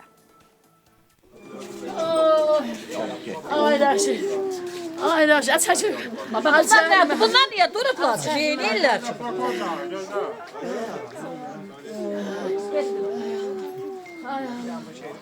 Elə yaz TikTok'a qoy ki, Şərunun qışı yazsın. Şəhər tezdən xəstəxana protokolu Şərun mərkəzi xəstəxanası. Orada skoru dedi ki, biz xəstəxananın şəhərə bulmaq istəyirdi. Skoru gəldi şeylərin. Xəstənin ciyarına su içmişdi, həm də şəkəri var idi. Naxçıvan özündə mərkəzi xəstəxanaya. Səhər saat 9-dan, bizi saat 2-10 saat abed verərdilər. Abeddən sonra xəstəxanada bir dənə skoru var idi. Bir dənə skoru, qalan skoru 15 dənə skoru, 15 də xarabdır. Hamısını saliblər da qıraqda xarab. İşləmir heç biri. Dedilər ki, şəhərdəki təcil yardım gəlsin, bura çatsın. Bu biri ilə aparaq biz onu. Onu da gözlətdilər ki, orada gəldi, skoru ora. Abed elədilər, elədilər, qutardılar. Abeddən sonra xəstəni edilir ki, aparaq şəhərə. Xəstəni ambulansın içinə qoyanda, skor gəldi, ambulansın içinə qoyanda elə canını verdi. Canını verdi, sağlam adam idi. Yeri girdi xəstəxanaya. Nə qayırdılar, nə? Deməli, Şərur rayon mərkəzi xəstəxanasından təcili tibbi yardım maşını ilə xəstəxanaya xəstə gətirilir. Deyir, amma həkimlər abedlərini elədilər, bir çay da dəmlədilər, üstündən çayı da içdilər. Nəysə ki, heç veclərinə olmadı ki, bura xəstəxananın həyətinə xəstə gətirilib. Və dedik ki, bunu mərkəzə çatdıraq. Dedilər ki, bəs bizim mərkəzə çatdırmağımız üçün təcili tibbi yardım maşını yoxdur. Və izləyici deyir ki, xəstəxananın həyətində, bilmirəm, səhv eləmirəmsə, 18 təcili tibbi yardım maşını dedi. 15 təcili tibbi yardım maşını əvvəlki materialda bizə göndərmişdi. 15 təcili tibbi yardım maşını var. Ondan sonra isə bizə səs göndərmişdi. Orada 18 təcili tibbi yardım maşınından danışır. Nə fərqi var ki, ya 15, ya 18? Məsələ burasındadır ki, bu Şərur rayon mərkəzi xəstəxanasında olan təcili tibbi yardım maşınlarından heç biri işlək vəziyyətdə olmadığı üçün həmin xəstə də orada canını tapşırdı. Eyni zamanda da orada işləyən həkimlərin səhlənkarlığı üzündən. Çünki deyir ki, onlar nahar eləyirdilər və heç kim əlindəki çörəyi və isti yeməyini yarımçıq qoyub gəlmədi ki, burada xəstə canını tapşırır. Və biz bu problemi buradan işıqlandırdıq. Ötən günlərdə həmin şikayəti bizə göndərən izləyicimiz bir təşəkkür səsi də göndərib bizə səssə nə deyib izləyək. Allah sizi qorusun. O Şərur xəstəxanasının skorlarını çəkmişdi, paylaşmışdı. Həmin məsələdir. Bax 18 dənə skoru qırığı idi. 18-ini apardılar, düzəltdilər. 2 il düşmüşdüm skorların üstünə. Hər gün çəkirdim, Şərur xəstəxanasını paylaşırdım. Mənə səsimə səs verən olmadı. Allah sizi qorusun. Sizin hesabınıza hamısını düzəltdilər. Bütün xəstəxananın nə qədər çatışmayan şeylər var, hamısını düzlər qoşdular. Allah sizi qorusun. Siz o Şərur xəstəxanasını çəkdiniz, paylaşdınız ha. Paylaşımdan sonra o Səhiyyə Nazirini çıxartdılar. Deməli, izləyici deyir ki, Səhiyyə Nazirini də işdən çıxartdılar və ondan sonra da 18 təcili tibbi yardım maşını var idi ki, hamısını təmir eləyiblər və Şərur rayon mərkəzi xəstəxanasında nə qədər negativ hallar var idisə, hamısı aradan qaldırılıb. Hər halda buna biz çox sevinirik. Çünki tək bu deyil, bir çox işıqlandırdığımız məsələlər var ki, illərlə həllini tapmayanlar bizim bir işıqlandırmamızdan sonra həllini tapıb. Nə gözəl ki, aidiyyatı qurumlar da bizi eşidirlər, bəziləri, hamısı yox. Bizi eşidirlər, aidiyyatı qurumlar narahatçılıq keçirirlər ki, ay Allah, bu məsələ Space TV-də işıqlandırıldı. Həll etməsə ikinci dəfə daha böyük tənqidlə işıqlandırılacaq. Ona görə də dərhal çalışırlar ki, problemi həll etsinlər. Nə gözəl ki, artıq Şərur rayon mərkəzi xəstəxanasında can verən xəstələr olmayacaq. Yəqin ki, həkimlərə həm də onu anladıblar ki, xəstə gəlib həyətdə dayananda təcili tibbi yardım maşınında siz əlinizdəki çörəyi yerə qoyun. Nə də olmasa Hipokrat andı içmisiniz axı. Bəli, bu bizim növbəti uğurumuz idi. Yer gəlmişkən bunu da sizə təqdim etdik. Davam edirik, dəyərli izləyicilərimiz. Yeni qoşulan tamaşaçılarımızı ənənəmizə sadiq qalıb salamlayırıq. Çünki artıq saatlarımız deməli 8:40-ı göstərir. 9-a 20 dəqiqə qalır. Bu vaxtdan etibarən bizi izləyən izləyicilərimiz, sizin də həftəniz gözəl olsun, gününüz xeyirli, uğurlu olsun. Allah ruzunuzu, bərəkətinizi bol eləsin. Deyir elə yağış da bərəkət rəmzidir, yağış yağır. Amma bilmirəm, leysan yağışıdır, yoxsa operatorum arası normal. Mən yağışlı havanı ümumiyyətlə çox sevirəm. Təki ruzu gətirsin yağış bizə. Deməli, davam edirik. Biz qaynar xəttimizə gələn digər şikayətlərlə Zərdab rayonu Gödək Qobu kəndindən Qız xanım Davudova bizə yazır ki, Səidə xanım, bizim qaldığımız ev bərbad vəziyyətdədir. Sizə videosunu çəkib göndərmişəm. Evimiz uçmaq təhlükəsindədir, dəfələrlə müraciət etmişəm. Xahiş edirəm, bu məsələni işıqlandırın. Sadəcə bir şeyi dəqiqləşdirmək istəyirəm əməkdaşlarımızla. Evi köhnə evdir, uçmaq təhlükəsindədir, yoxsa bu da zəlzələ filan vaxtı? Deyir, zəlzələdən sonra olub. Çünki nəyə görə? Köhnə evdə yaşayan izləyicilərimiz həddindən artıq çoxdur. Biz burada kiminsə evi köhnədir və onun problemini işıqlandırmırıq. Dayanmadan bizim qaynar xəttimizə belə problemlər gəlir. Amma dəyərli izləyicilərimiz, çox xahiş edirik. Diqqət eləyin. Biz o evi işıqlandırırıq ki, o ev zəlzələ vaxtı və yaxud da ki, sel vaxtı, filan vaxtı müəyyən qədər uçquna məruz qalıb, yararsız vəziyyətə düşüb. Yəni, təbii fəlakət zamanı zərər görən evləri işıqlandırırıq, xahiş edirəm. 50-ci ildə tikilən evinizi, babamın evidir, köhnədir, amma buradan çıxmaq istəmirəm, buranın təmiri ilə bağlı müraciət edin deyib, bizə ev probleminizi göndərməyin, çox xahiş edirəm. Ona görə dəqiqləşdirmək istədim ki, bu zəlzələ zamanı zərər görüb, yoxsa necə? Bir daha qeyd edirəm, Zərdab rayonu Gödək Qobu kəndi izləyək, görək xanım izləyicimiz nə deyir. Zərdab rayonunun Gödək Qobu kəndindənəm, Davudova Qız xanım, ağa kişi qızı. Çəkib sizə təqdim edirəm, evin vəziyyəti, bax belə, qorxulu vəziyyətdə yaşayıram, bax belə, baş uzaq olur. Xahiş edirəm, mənə köməkdarlıq eləyəsiniz. Bax, belə zəlzələdən olubdur. Hər zəlzələ olanda, yağış yağanda, sel, su, elə vaxt olub, sel yağır. Onda mən vedrə, vanda su atmışam. Öyün içi də belə su vəziyyətləri, çölü də yağış yağanda, bax, belə qopub, uçub tökülür. Bax, görün, nə vəziyyətdə yaşayıram. 71 yaşım var, qorxulu vəziyyətdə yaşayıram. 300 manat pensiya alıram, onu da işağa, qaza, özümə malicəyə, elə 200 manatın özümün malicəmə vermişəm. Bax belə, çatdıra bilmirəm. Gəlin, mənə köməkdarlıq edin. Baxın, çəkib sizə təqdim edirəm. Bax, gəlin, mən öyünün vəziyyətinə baxın, bax, belə vəziyyətdə yaşayıram. Sizə anam qurban. Ay Səidə bacı. Su, yağış, zəlzələ uçurdu, döküb. Bir gün eşidəsiz ki, aparıb məni bastırıblar qabırsanlıqda. Bax belə. İndi qış gəlib, boğazım quruyub ki, mən nətər olacam? Çıxacam, çıxmayacam, bax bu qışda. Bax belə vəziyyətdəyəm mən. Vallahi mən çatdıra bilmirəm, Quran haqqı çatdıra bilmirəm.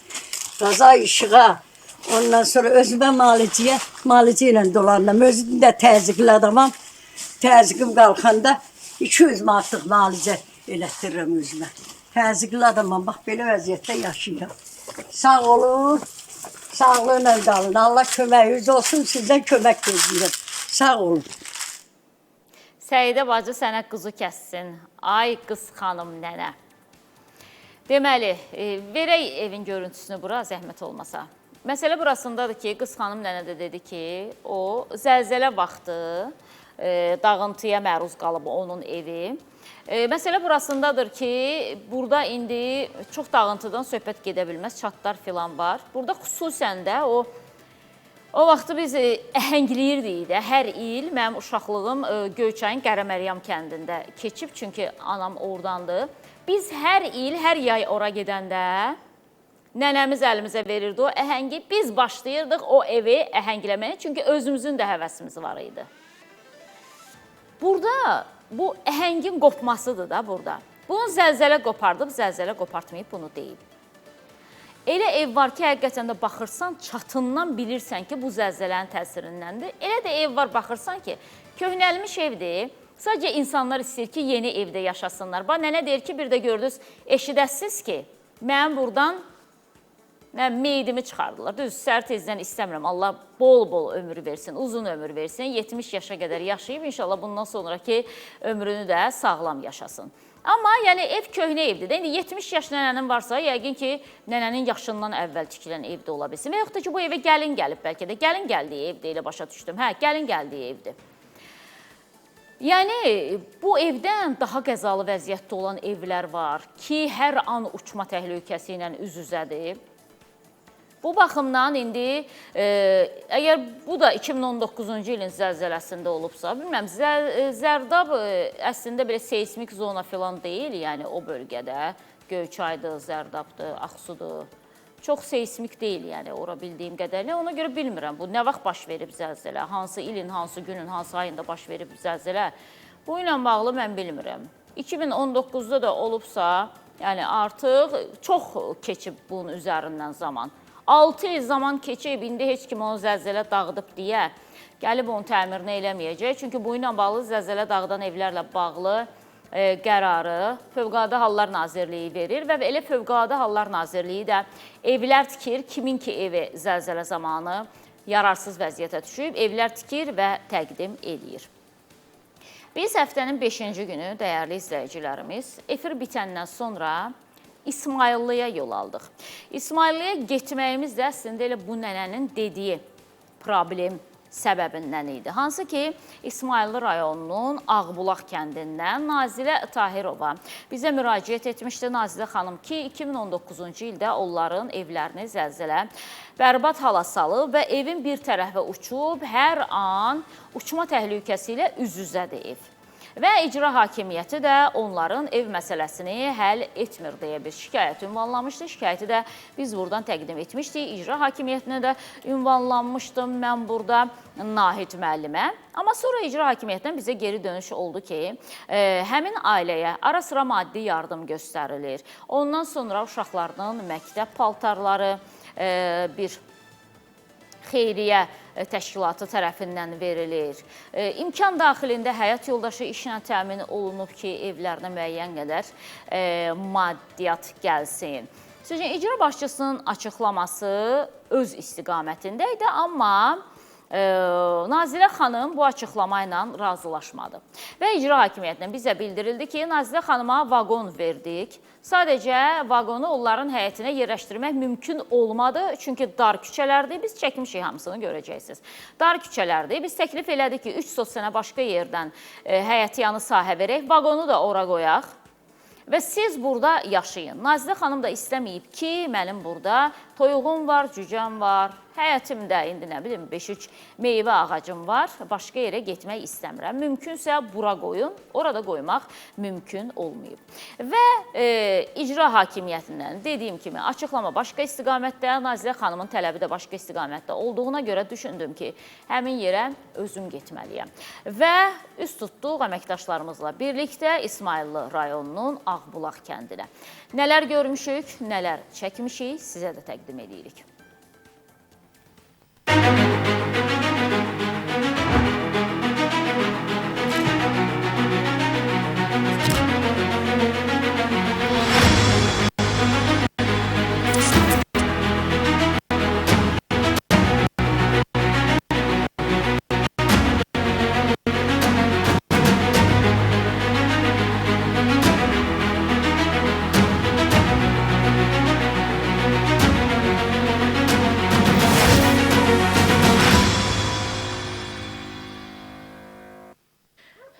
Dəyərli izləyicilər, biz hal-hazırda İsmayıllının Ağbulaq kəndindəyik. Bura gəlişimiz də səbəbsiz deyil. Xatırlayırsınızsa, bizim qaynar xəttimizə Nazilə xanım müraciət etmişdi və o deyir ki, bəs mənim evim 2019-cu ildə zəlzələ nəticəsində yararsız vəziyyətə düşüb və bununla bağlı dəfələrlə şikayət eləmişəm. Amma ki, icra hakimiyyəti mənim şikayətimə müsbət rəy vermir. Biz bu materialı efirdə işıqlandırdıq. İcra hakimiyyəti də bununla bağlı bizə rəsmi açıqlama verdi.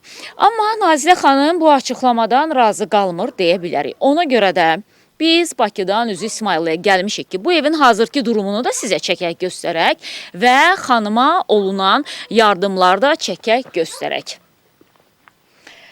Ev bu evdir. Nazilə xanım, salam əleykum. Nazilə xanım evdə? Deməli, ev bu evdir, elə çəkək göstərək. Düzdür, bura uçan tərəfi lazımdır əslində. Salam əleykum, xoş gördük. Xoş gəlmişsiniz. Çox sağ olun, xoş gününüzə gələk. Allah canınızı sağ olun. Çox sağ olun. Deməli, ehtiyatla Rəşad, bir özü gözlə. Biz sadəcə vaxt itirməyək deyə Deməli, buranı Nazirə xanım gələnə qədər sizə çəkib göstərmək istəyirəm. Deməli, evin dağılan yeri bu evdir. Az təminatlı ailədir ümumiyyətlə və dağılan yerdə bu yerdir. Nazirə xanım da deyir ki, bu evimiz zəlzələ nəticəsində yararsız vəziyyətə düşüb. Salam əleykum, xoş gördük. Bəhbə, nə qəşəng heyvalarımız var orada. Qəşəngdir orada. Necəsiz? Xoş günümüzə gələk. Gəlin bura, Nazirə xanım. Bilirsiniz ki, sizin şikayətinizi biz işıqlandırdıq. Evinizin indi içərisinə də biz baxacağıq. Sadəcə bizə rəsmi məlumat verildi ki, icra hakimiyyətinə sizə dəfələrlə maddi yardım olub. Sizin özünüzlə də danışanda dediniz ki, mən danmıram olub. Sadəcə o informasiyalar bizə əvvəlcədən verilməmişdi. Yəni, mən evə görə müraciət eləmişdim. Yardımlardan mən qaçmıram. Bəli, yardım olunub. Noruz müəllimlə də yardım olunub. İcra nümayəndəsindən də yardım olunub, kömək olunub. Mən qaçmıram ona. Sadəcə mənim dediyim budur ki, yəni mənim evimə 2019-un fevralın 5-i zəlzələ olub.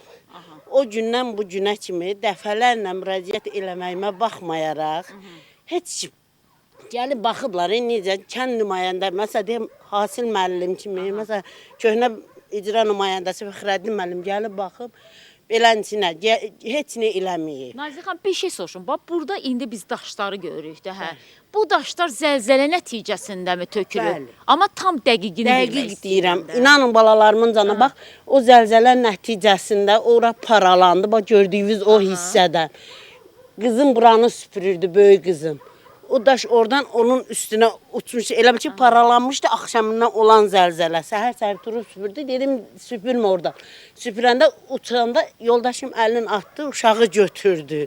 Götürməsəydi, daş onu iki yerə böləcəkdi. Sonra dağıldı, töküldü belənçinə buraları. Sonra da kəndimizin yuxarıda məndən qonşu ki, evdə gəldilər, ona tikdilər. Tikdikcən elə bil ki, bu ev sirkələnirdi. Sizdə yuxarı qonşudur. Bəli, bəli. Dikəndə o sirkələnirdi, sirkələndikcə də dağılırdı, genişlənirdi.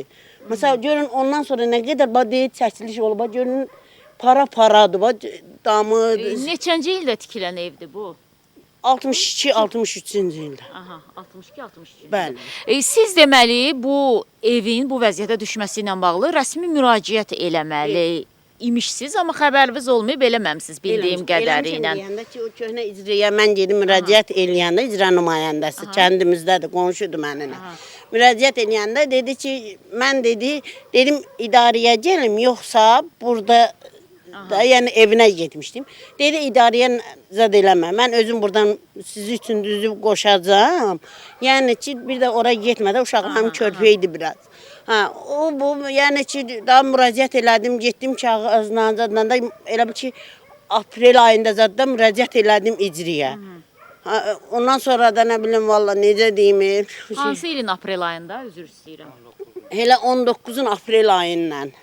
Amma demək, zəlzələdə fevralda olub səhv. Bəli. Çünki o 2 ayı bizi kənd sovetimiz saxladı. Yəni ki, dedim, mən eləyəcəm. Yəni, eləmədi də. İndi nəyə görə eləmədi, nə üçün eləmədi, onu da mən bilmirəm. Məsələ burasındadır ki, biz indi tam dəqiq araşdırdıq məsələni. Fövqəladə Hallar Nazirliyi bu evin yararsız olması ilə bağlı artıq bu qərarı verməlidir ki, həqiqətən də bu ev yararsızdır və bilirsiniz ki... Mən fövqəladəyə apardım, ərizə ilə cavab yazdım, yazdım, apardım, verdim. Fövqəladənin rəisi İsmail rayonu icra binasında idi. Rövşən Ağayev idi. Mənim zədimdən Rövşən Ağayev idi. Bəli. Baxdı, oxudu, qaytardı ərzəni belənçinə, oturmuş orada stolda. Qaytardı, atdı üstümə, qayıtdı ki, ay xanım dedi, hər səni kimlər üçün ev tiksəm dedi. Gərək mən dedi, kəndlərdə şəhər salam. Yəni bu Fövqəladə Hallar Nazirliyinin nümayəndəsi sizə deyib bunu? Bəli, İsmailli rayonun fövqəladə, Rövşən Ağayev. Hal-hazırda da fəaliyyət göstərir Rövşən Ağayev burada, yoxsa dəyişib onlar? Orası yox, deyəsən yoxdur mu? Yəni gözümə dəymir, oralara gedəndə görmürəm. Yəni bilmirəm. Sadəcə məsələ burasındadır ki, bu evin həqiqətən də zəlzələ nəticəsində dağılması ilə bağlı qərar yoxdur. Məsələ burasındadır ki, Fövqəladə Hallar Nazirliyi bu qərarı verməyib və icra hakimiyyətindən də bizə rəsmi olaraq bildirilir ki, heç bir icra hakimiyyətinin kiməsə ev tikib vermək səlahiyyəti yoxdur. Ümumiyyətlə, icra hakimiyyəti ev tikməlidir və verməlidir deyə bir şey yoxdur və bu zəlzələdən ziyan görən evlərlə bağlı qərarı verir Fövqəladə Hallar Nazirliyi. Və bizə bildirildi ki, Nazilə xanımgil deyilənə görə çox gecə müraciət eləyib. Hətta bizə belə deyildi. Bütün hallarda əgər bu zəlzələ nəticəsində dağılıbsa, aprel ayında, yəni 2 ay sonra müraciət olunub. Səhv eləmirəmsə deyildi, 1 ay ərzində müraciət olunmalıydı. Mən ola bilsin ki, o zamanı səhv sala bilərəm, 1 ay ərzində müraciət olunmalımış. İndi siz icra nümayəndəsi gecikdiribmi? Məsələ bundan öncəki icra nümayəndəsi. Məsələ necəsə olub, nəysə də, yəni gözləyiblər, ola bilsin hansısa sözə inanıblar. Sadəcə mən burada bir şey var ki, biz yəni niyə gəldik ki, biz yerində görək, biz icra hakimiyyəti ilə də danışaq. Biz də istəyirik ki, məsəl üçün sizə kömək olunsun. Sadəcə burada məsələ o baxımdandır ki, bu evin köhnə tikili olduğu qeyd olunur. Yəni zəlzələ nəticəsində ziyan gördüyü qeyd olunmur. Ondan gedir söhbət. Tikilən evlər hamısı təzə sökülüb, təzə tikilməyib ki, dağılan, tikdikləri evlər hamı köhnə evlər olub. Amma hansı ki təsdiqlənir ki, o zəlzələ Yəni ki, olub. Yəni mən bəli. orada məktub yazmışdım fövqəladiyə. Onu icraya gəlib, icradan gələn cavablar ikinci dəfə zəlzələ olarsa, yaxşı, ikinci dəfə zəlzələdən bir baxın görün, buradan salamat çıxan olar. Sizə məsəl üçün o veriləcək, biz vaqonu da çəkdik. Mən o həyətdə də oldum, çünki mən gözümlə görmək istədim. O vaqonu sizə təhvil vermək istəyiblər ki, müəyyən müddət orada yaşayasınız. Onu başqa bir aztəminatlı ailəyə təhvil verib İsmayıllı rayon icra hakimiyyəti və onun qarşısında da bir artırma eləyiblər. İndi mən izləyicilərə onu da təqdim eləyəcəm, çünki biz oranı da çəkmişik. Sadəcə bu həyətdə də darlıq olduğundan onu da bura qoya bilməyiblər. Oradan yer göstərdim onlara, Hasil müəllim, Yusuf müəllim gəlmişdi. Oradan yer mən göstərdim ki, buradan ağacları kəsər, indi çıxıb baxarıq, kəsərik. Oradan salıb, bura həyətdən siz girən qapıdan çıxarda bilərik. Maşın girər, oradan çıxardılar.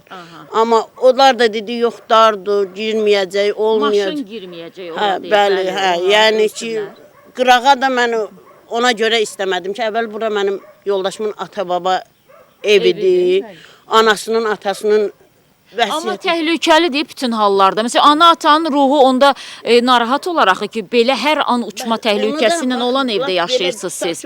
Ona görə. Mənə vaqon verir, qurban sənə. Mənim heç bir yerdən gəlirim yoxdur. Mən kim üçünsə, indi həyətdə görəcək, yum tökürəm, kim üçünsə iş görürəm, kim üçünsə belə. Eləncinə gəlir, elə 3 uşağı saxlayıram. Onunla belə, yəni ki, o deməyim odur ki, yəni ki, mənim bax, ora qaz çəkməyə, mənə getdim dedim, dedi, onları biz eləməyəcək. Yox, icra hakimiyyətinin özü amma dəstək verəcəkdir, çünki biz çəkdiyimiz yerə suyun da çəkilişini onlar etmişdi, qazın da çəkilişini, işığın da çəkilişini, hamısını İsmayıllı rayon icra hakimiyyəti eləmişdi. Məsələn, bu tərəfində sizə deyim. İndi bizə eləmədi. Dedi ki, yox, siz vaqonu götürməmsiniz deyə eləmədi də deyə bilərəm. Əgər vaqonu mənə verib qazımı, suyumu, işığımı çəkəcəksənsə, mən vaqonu qəbul eləyim. Sonra da düşək, baxaq, bu kənddə elə bir yaxın yer yoxdur. 5 dənə toyuq saxlayıramsa, bəs mən oradan hardan gəlim, mən toyuğumu açıb, mən gəlincə o şey onlar qırılar. Yəni, oğrusu var, iti var, qurdu var, yəni belə də, yəni belə. Mən həyətimi necə qoyum çıxım? Başa düşdüm. Məsələ burasındadır ki, dəyərli izləyicilər, mən bayaqdan baxıram. Məsəl üçün, bu evin, baxın, bu eyvanı dayanıb bir ağacın üzərində. Düzdür, orada bir balaca beton kimi dirək də var, bunun üzərində. Yəni bu evdə həqiqətən də, yəni heç bir təməl yoxdur da bu hissədə. Hər an aşa bilər də bu.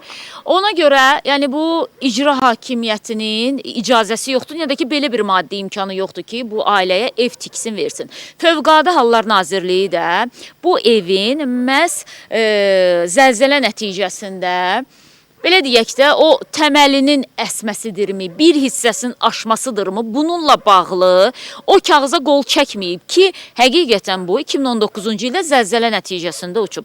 Və mən belə düşünürəm ki, artıq belə olan halda mən sadəcə imkanlı şəxslərdən, hansı ki, onlar bizim dəyərli izləyicilərimizdir, hansı ki, onlar ola bilsin ki, 2 otaq bir yer. Mən demirəm də, indi belə çox böyük bir təməl götürülsün burada. Və yoxdur, ola bilsin ki, bu həyətin kənarında, nə bilim, 2 otaq kimsə bir yer tikə bilərsə, bir ev tikə bilərsə. Çünki bu ev həqiqətən də hər an uçmaq təhlükəsindədir. Biz indi yuxarı çıxmağa çalışacağıq.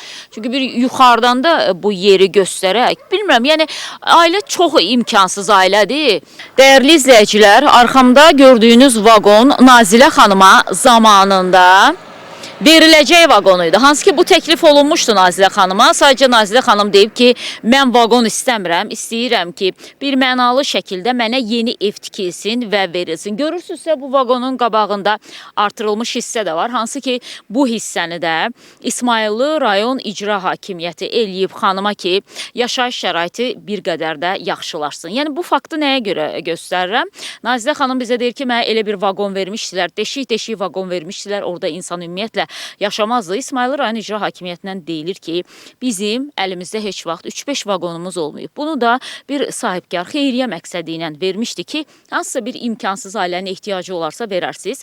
Və biz də indi vaqonun da yanındayıq. Burada heç bir deşik yoxdur. Ümumiyyətlə, vaqonun yararsızlığından söhbət belə getmir. Vaqon tam yararlı bir vəziyyətdədir və bunun içərisində rahat yaşamaq mümkündür. Deməli, dəyərli izləyicilərimiz, bir daha qeyd edirəm, bu İsmayıllı rayonu Ağbulaq kəndində Nazilə xanımın şikayəti əsasında etdiyimiz çəkiliş idi. Sadəcə burada bir şey, bir daha aydınlaşdırmaq istəyirik. Nazilə xanım bizə səs atanda hansı ki, biz hələ getməmişdik İsmayıllıya. Orada qeyd etdik ki, vaqon deşik idi, vaqon yararsız idi, orada yaşamaq mümkün olmayacaqdı. Amma ondan sonra biz həyətində çəkiliş eləyəndə o söylədi ki, mən dedim həyətə qoyun vaqonu.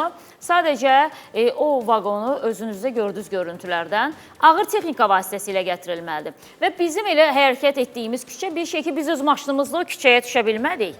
Küçənin başında saxladıq maşını və piyada getdik. Düzdür, piyada da qısa məsafə idi. Deyim ki, biz kilometrlərlə yol getmişik, yox. Orada bir 100 metr məsafədən gedirdi söhbət. Nə demək istəyirəm?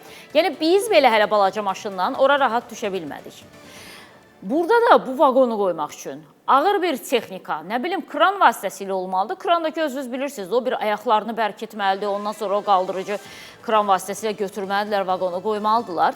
Buna da heç bir qonşu razı olmayıb. Çünki qonşuların hasarları biraz çəkiləcəkmiş, nə bilim, darvazaları söküləcəkmiş. Heç kim də razılıq vermədiyinə görə xanıma, Nazilə xanıma təklif olunub ki, başqa bir yerdə 3 sot torpaq. Gördüyünüz kimi, orada da Nazilə xanım aydınlıq gətirdi ki, mənim toyuğum var, cücəm var. Mən bu məsələdə kasıb yaşayan adamları çox gözəl başa düşürəm. İnsanın gözünü tikdiyi 5 cücəsi toyuğu var həyətdə. Nə bilim, bir heyvanı var həyətdə ki, onun südünü sağacaq. Bir gün südlü yeməyini pişirəcək, bir gün bir balaca ondan yağ əldə eləyəcək. Və bu ailədə biz içəri də girdik, sadəcə o görüntüləri artıq mən təqdim etməməyi məsləhət gördüm. Biz içəri də girdik, yəni adamlar odun peçindən istifadə eləyirlər. Düz qapılarının ağzından qaz boruları gedir. Və Nazilə xanım deyir ki, bir müddət bundan öncə 300 manat dedi, səhv eləmirəmsə, hər rəşad 300 manat.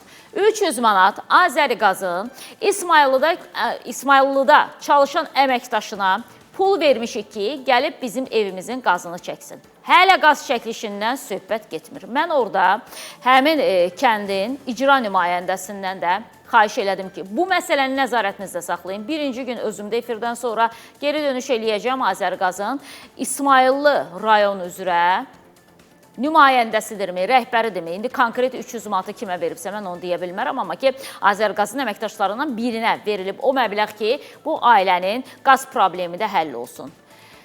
Allahımıza and olsun, hamımızın inandığı yaradanımız var. Allahımıza and olsun, o evdə bir neçə dəqiqə dayandım mən. 3 gözəl balası var Nazilə xanımın. Allah bəxtlərini gözəl eləsin. Qızları ilə söhbət elədim, evin içərisində biraz danışdıq.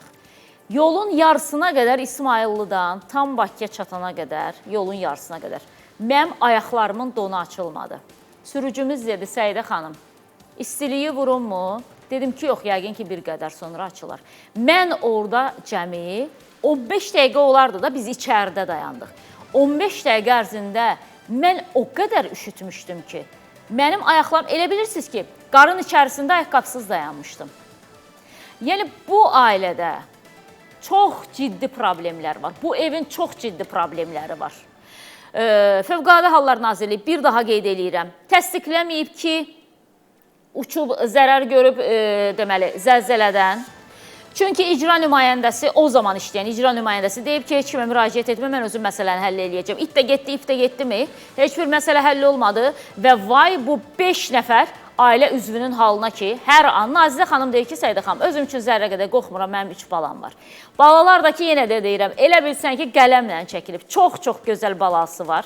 11-ci sinifdə oxuyan bir oğlu, bir qızı 9-cu sinifdə oxuyurdu, o bir qızını tam dəqiq bilmədim. Yəni, bu çox təhlükəli vəziyyətdədir. Ona görə də çox xahiş edirəm, bu Azərqazın əməkdaşından kim ki 300 manatı alıb ki, sizə qaz çəkəcəm. Çox xahiş edirəm. Əgər orada vəziyyət nə qədər təhlükəlidirsə və o ev nə qədər soyuqdursa, məni kimi ayağınızı soyunun və 15-20 dəqiqə orada dayanın. Görüm canınız qızarsa, mənə deyin ki, niyə yalan danışırsınız? Bura elə hamam kimi istidir axı. Çox soyuqdur, çox soyuq. Və inşallah ki, bu ailənin səsinə səs verən tapılacaq, ümid eləyirəm buna. Dəyərli izləyicilərimiz, artıq verilişimizin son bir neçə dəqiqəsi var. Onu təqdim eləyəcəyik, çalışacağıq ki, həddindən artıq çox şikayətlərimiz var.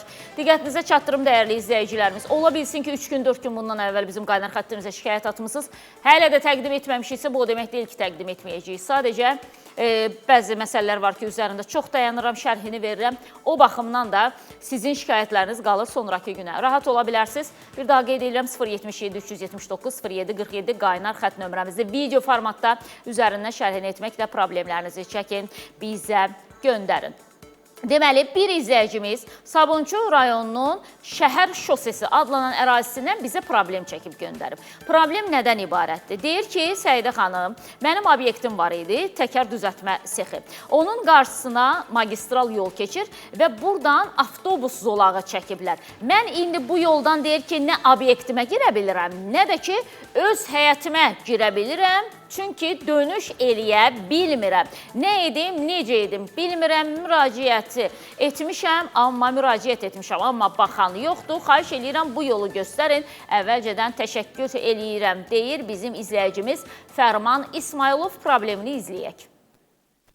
Sabunçu rayonu Şəhər Şosesində yaşayıram. İsmailov Fərman Paşoğlu. Mənim şikayətim odur ki, bu avtobus zolağı çəkilib bizim bu obyektimizin qabağına. Sabunçu rayon İcra Hakimiyyəti Adil Vəliyevin qəbulunda olmuşam. Demişəm ki, mənim avtobus yolu mənə məşə deyirlər. Siz mənə bu boyda obyektik düz, hər bir şəraiti yaratdınız, amma mənə giriş-çıxış yoxdur. Mən burada həm həyətimə maşın girib çıxa bilmir, həm də ki, mən burada vulkanizasiya sex işlədirəm. Təkər düzəlmədə. Yerüstü Nəqliyyat Agentliyinə, Ana Rızayevə dəfələrlə müraciət eləmişəm. Evin sənədləri, maşın sənədləri, hər şeyin kopyasını çıxardıb vermişik. Bizə dedilər ki, 5 günə, 3 günə cavab gələcək. 21 günə nə cavab var, nə bir şey var. Deməli, izləyici təkər düzəltmə yeri idi, səhv eləmirəmsə. Hə, təkər düzəltmə sexi var. İcazə veriblər, təkər düzəltmə sexini açıb. Ondan sonra da ayna deyib ki, ay sən orada pul qazandın ha. Tez o fırçanı alıb əlinə gətirib bir dənə orada avtobus zolağı çəkib və izləyicimiz Fərman İsmailov deyir ki, mən Ana Rızayevə də müraciət etdim. Hansı ki, Ana Rızayev aynanın sədridir, Azərbaycan yerüstü adları da yadımdan çıxdı.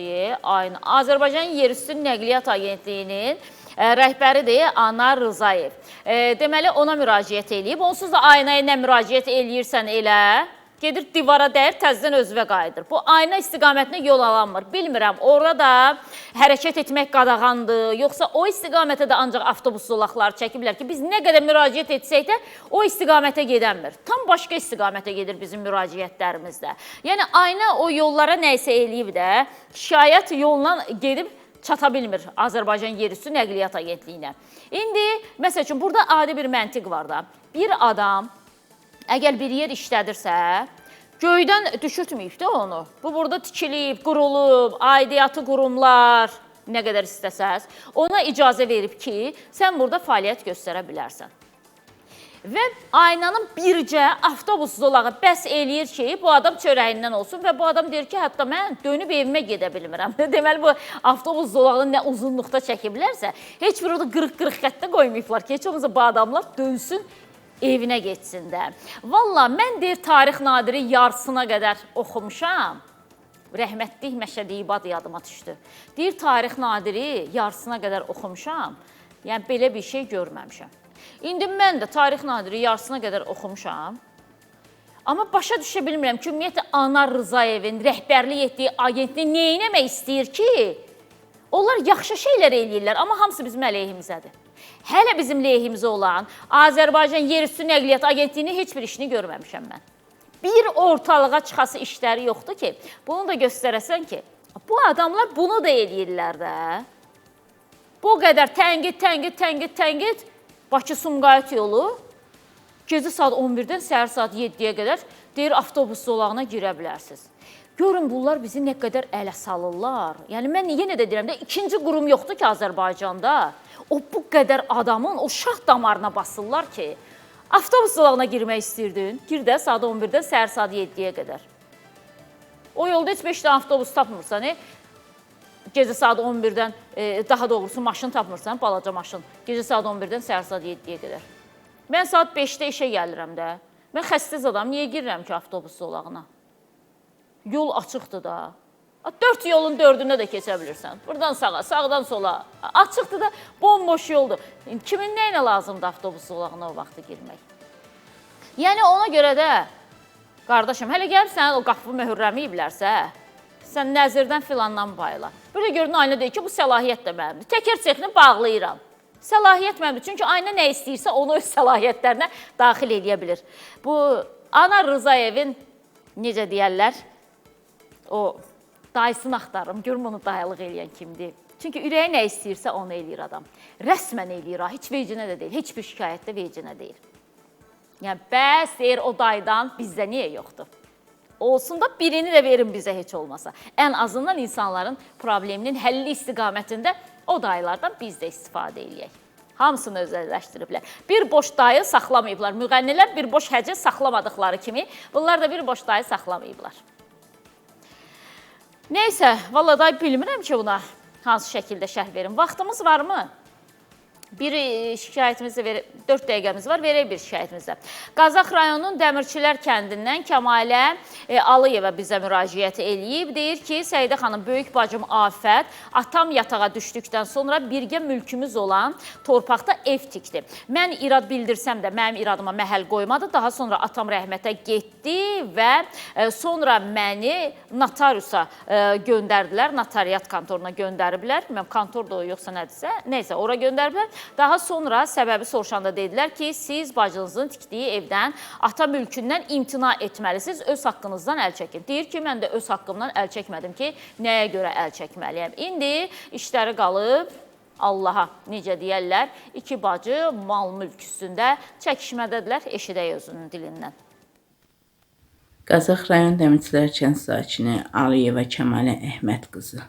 Hal-hazırda Bakı şəhərində kiraya yaşayıram. 2 evladım var. Biri onkoloji xəstədir, biri məktəblidir.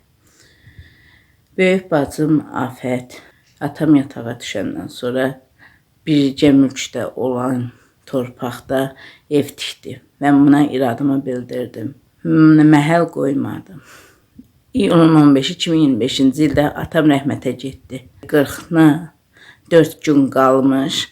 Mənə Qazax rayon notariusundan zəng gəldi ki, Kəmalə xanım, siz notariusa gəlməlisiniz. Notariusda getdim, notariusda anam Məmməd Rızayeva, Sümaya Hüseyin qızı və böyük bacım İbrahimova Afət notariusda idilər. Notarius mənə bildirdi Cünnar xanım ki, Kəmalə xanım, anam bacın gəlibdi, burada bircə olan mülkü, bir qismini ananızın adına, bir qismini bacınızın adına keçirməyə razılıq verəsiniz. Mən razılığımı vermədim. Notarius işi rədd elədi, məhkəməyə keçdi. Atqaz verdi. Məhkəməyə keçməmişdən qabaq Mən Qazax rayon icra hakimiyyətinə getdim. Onlar göndərdi kənd sovetliyə getdim. Kənd sovetlikdə Gülnaz xanım mənə dedi ki, Afət orada əziyyət çəkibdi. Afət əziyyət çəkib ev tikib.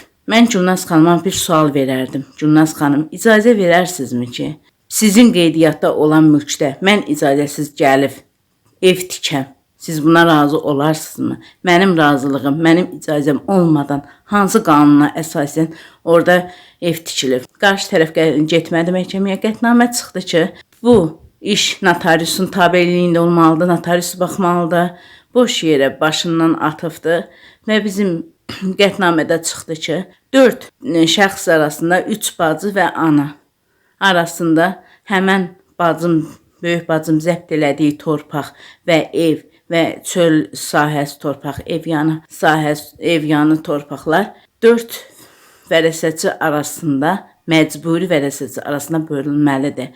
Buna nə? Heç kim baxmır. Çox xahiş edirəm artıq dərəcədən. Mənim işimə baxılsın. Mən kiraya yaşayıram özüm. Sizdən artıq dərəcədə xahiş edirəm. Deməli, məhkəmə qərar çıxardır ki, 4 vərəsəçi arasında bölünməlidir. Atanın mülkü 3 bacı və 1 ana arasında və ana da məsləhət görür ki, hətta bu bacıya ki, sənə düşən paydan imtina elə. Qardaş olsa biz bilirik ki, Azərbaycanda belədir də, ev qardaşa qalır. Qızlar da ər evinə gedir, sonra ayrılsa da hansısa bir şəkildə özünə yuva eləyir də. Burada da 3 bacı olduğuna görə məntiqlə bəli, bacılar arasında bölünməlidir. Biz demirik ki, bölünsün. Necə olur ki, burada adı keçən Gülnaz xanım və yaxud da ki, digərlərdə deyir ki, yox, sən öz payından imtina elə.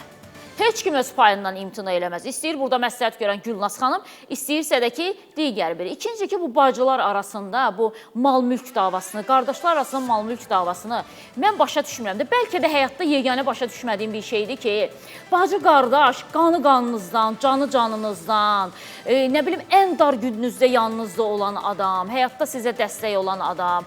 Yəni, necə olur ki, siz ev üçün o qədər dəyərləri alt-üst eləyə bilirsiniz, o qədər dəyərlərdən imtina eləyə bilirsiniz. Neyniyəcəksiniz? O dünyaya gedəndə 3 mərtəbəli evi şəllənib belinizdə aparacaqsınız. Heç nə aparmırsınız. Lümlüt, anadan gəlmə, bir dənə kəfəndir, doluyurlar, aparıb atırlar. Ya rəhmət qazanırsan, ya da lənət qazanırsan, o qədər. Yəni, bir halallıq verilmədən vallahi heç o evdə normal da yaşamaq olmaz. Çox təəssüf, çox şərh etmək istəyərdim bu məsələni, amma ki, sağollaşmaq məcburiyyətindəyik, çünki verilişimizin sonuna gəlib çatdıq. Belə dəyərli izləyicilərimiz, sizin hər birinizə təşəkkür edirəm bizi izlədiyiniz üçün, bizə baxdığınıza görə və xüsusi təşəkkürüm olacaq geyimimə görə. Moda Plus Qadın Geyimləri mağazasına sonsuz təşəkkürümü bildirirəm. Nəriman Nərimanov saatlı binanın altında yerləşir Moda Plus. Orada çox gözəl endirimlər var, çox gözəl qiymətə təklif olunan geyimlər var. Dəyərli xanımlarımız, mütləq yolunuzu oradan salın, peşman olmayın. Mən sizdən ayrılıram, dəyərli izləyicilər. Siz isə Space TV-dən ayrılmayın, çünki Tarix Əliyevin Tarixin bir günü proqramı efirdə olacaq. Çox maraqlı bir proqram sizə təqdim eləyəcək. Ona görə də mütləq izləyin. Görüşmək ümidi ilə Allaha əmanət olun.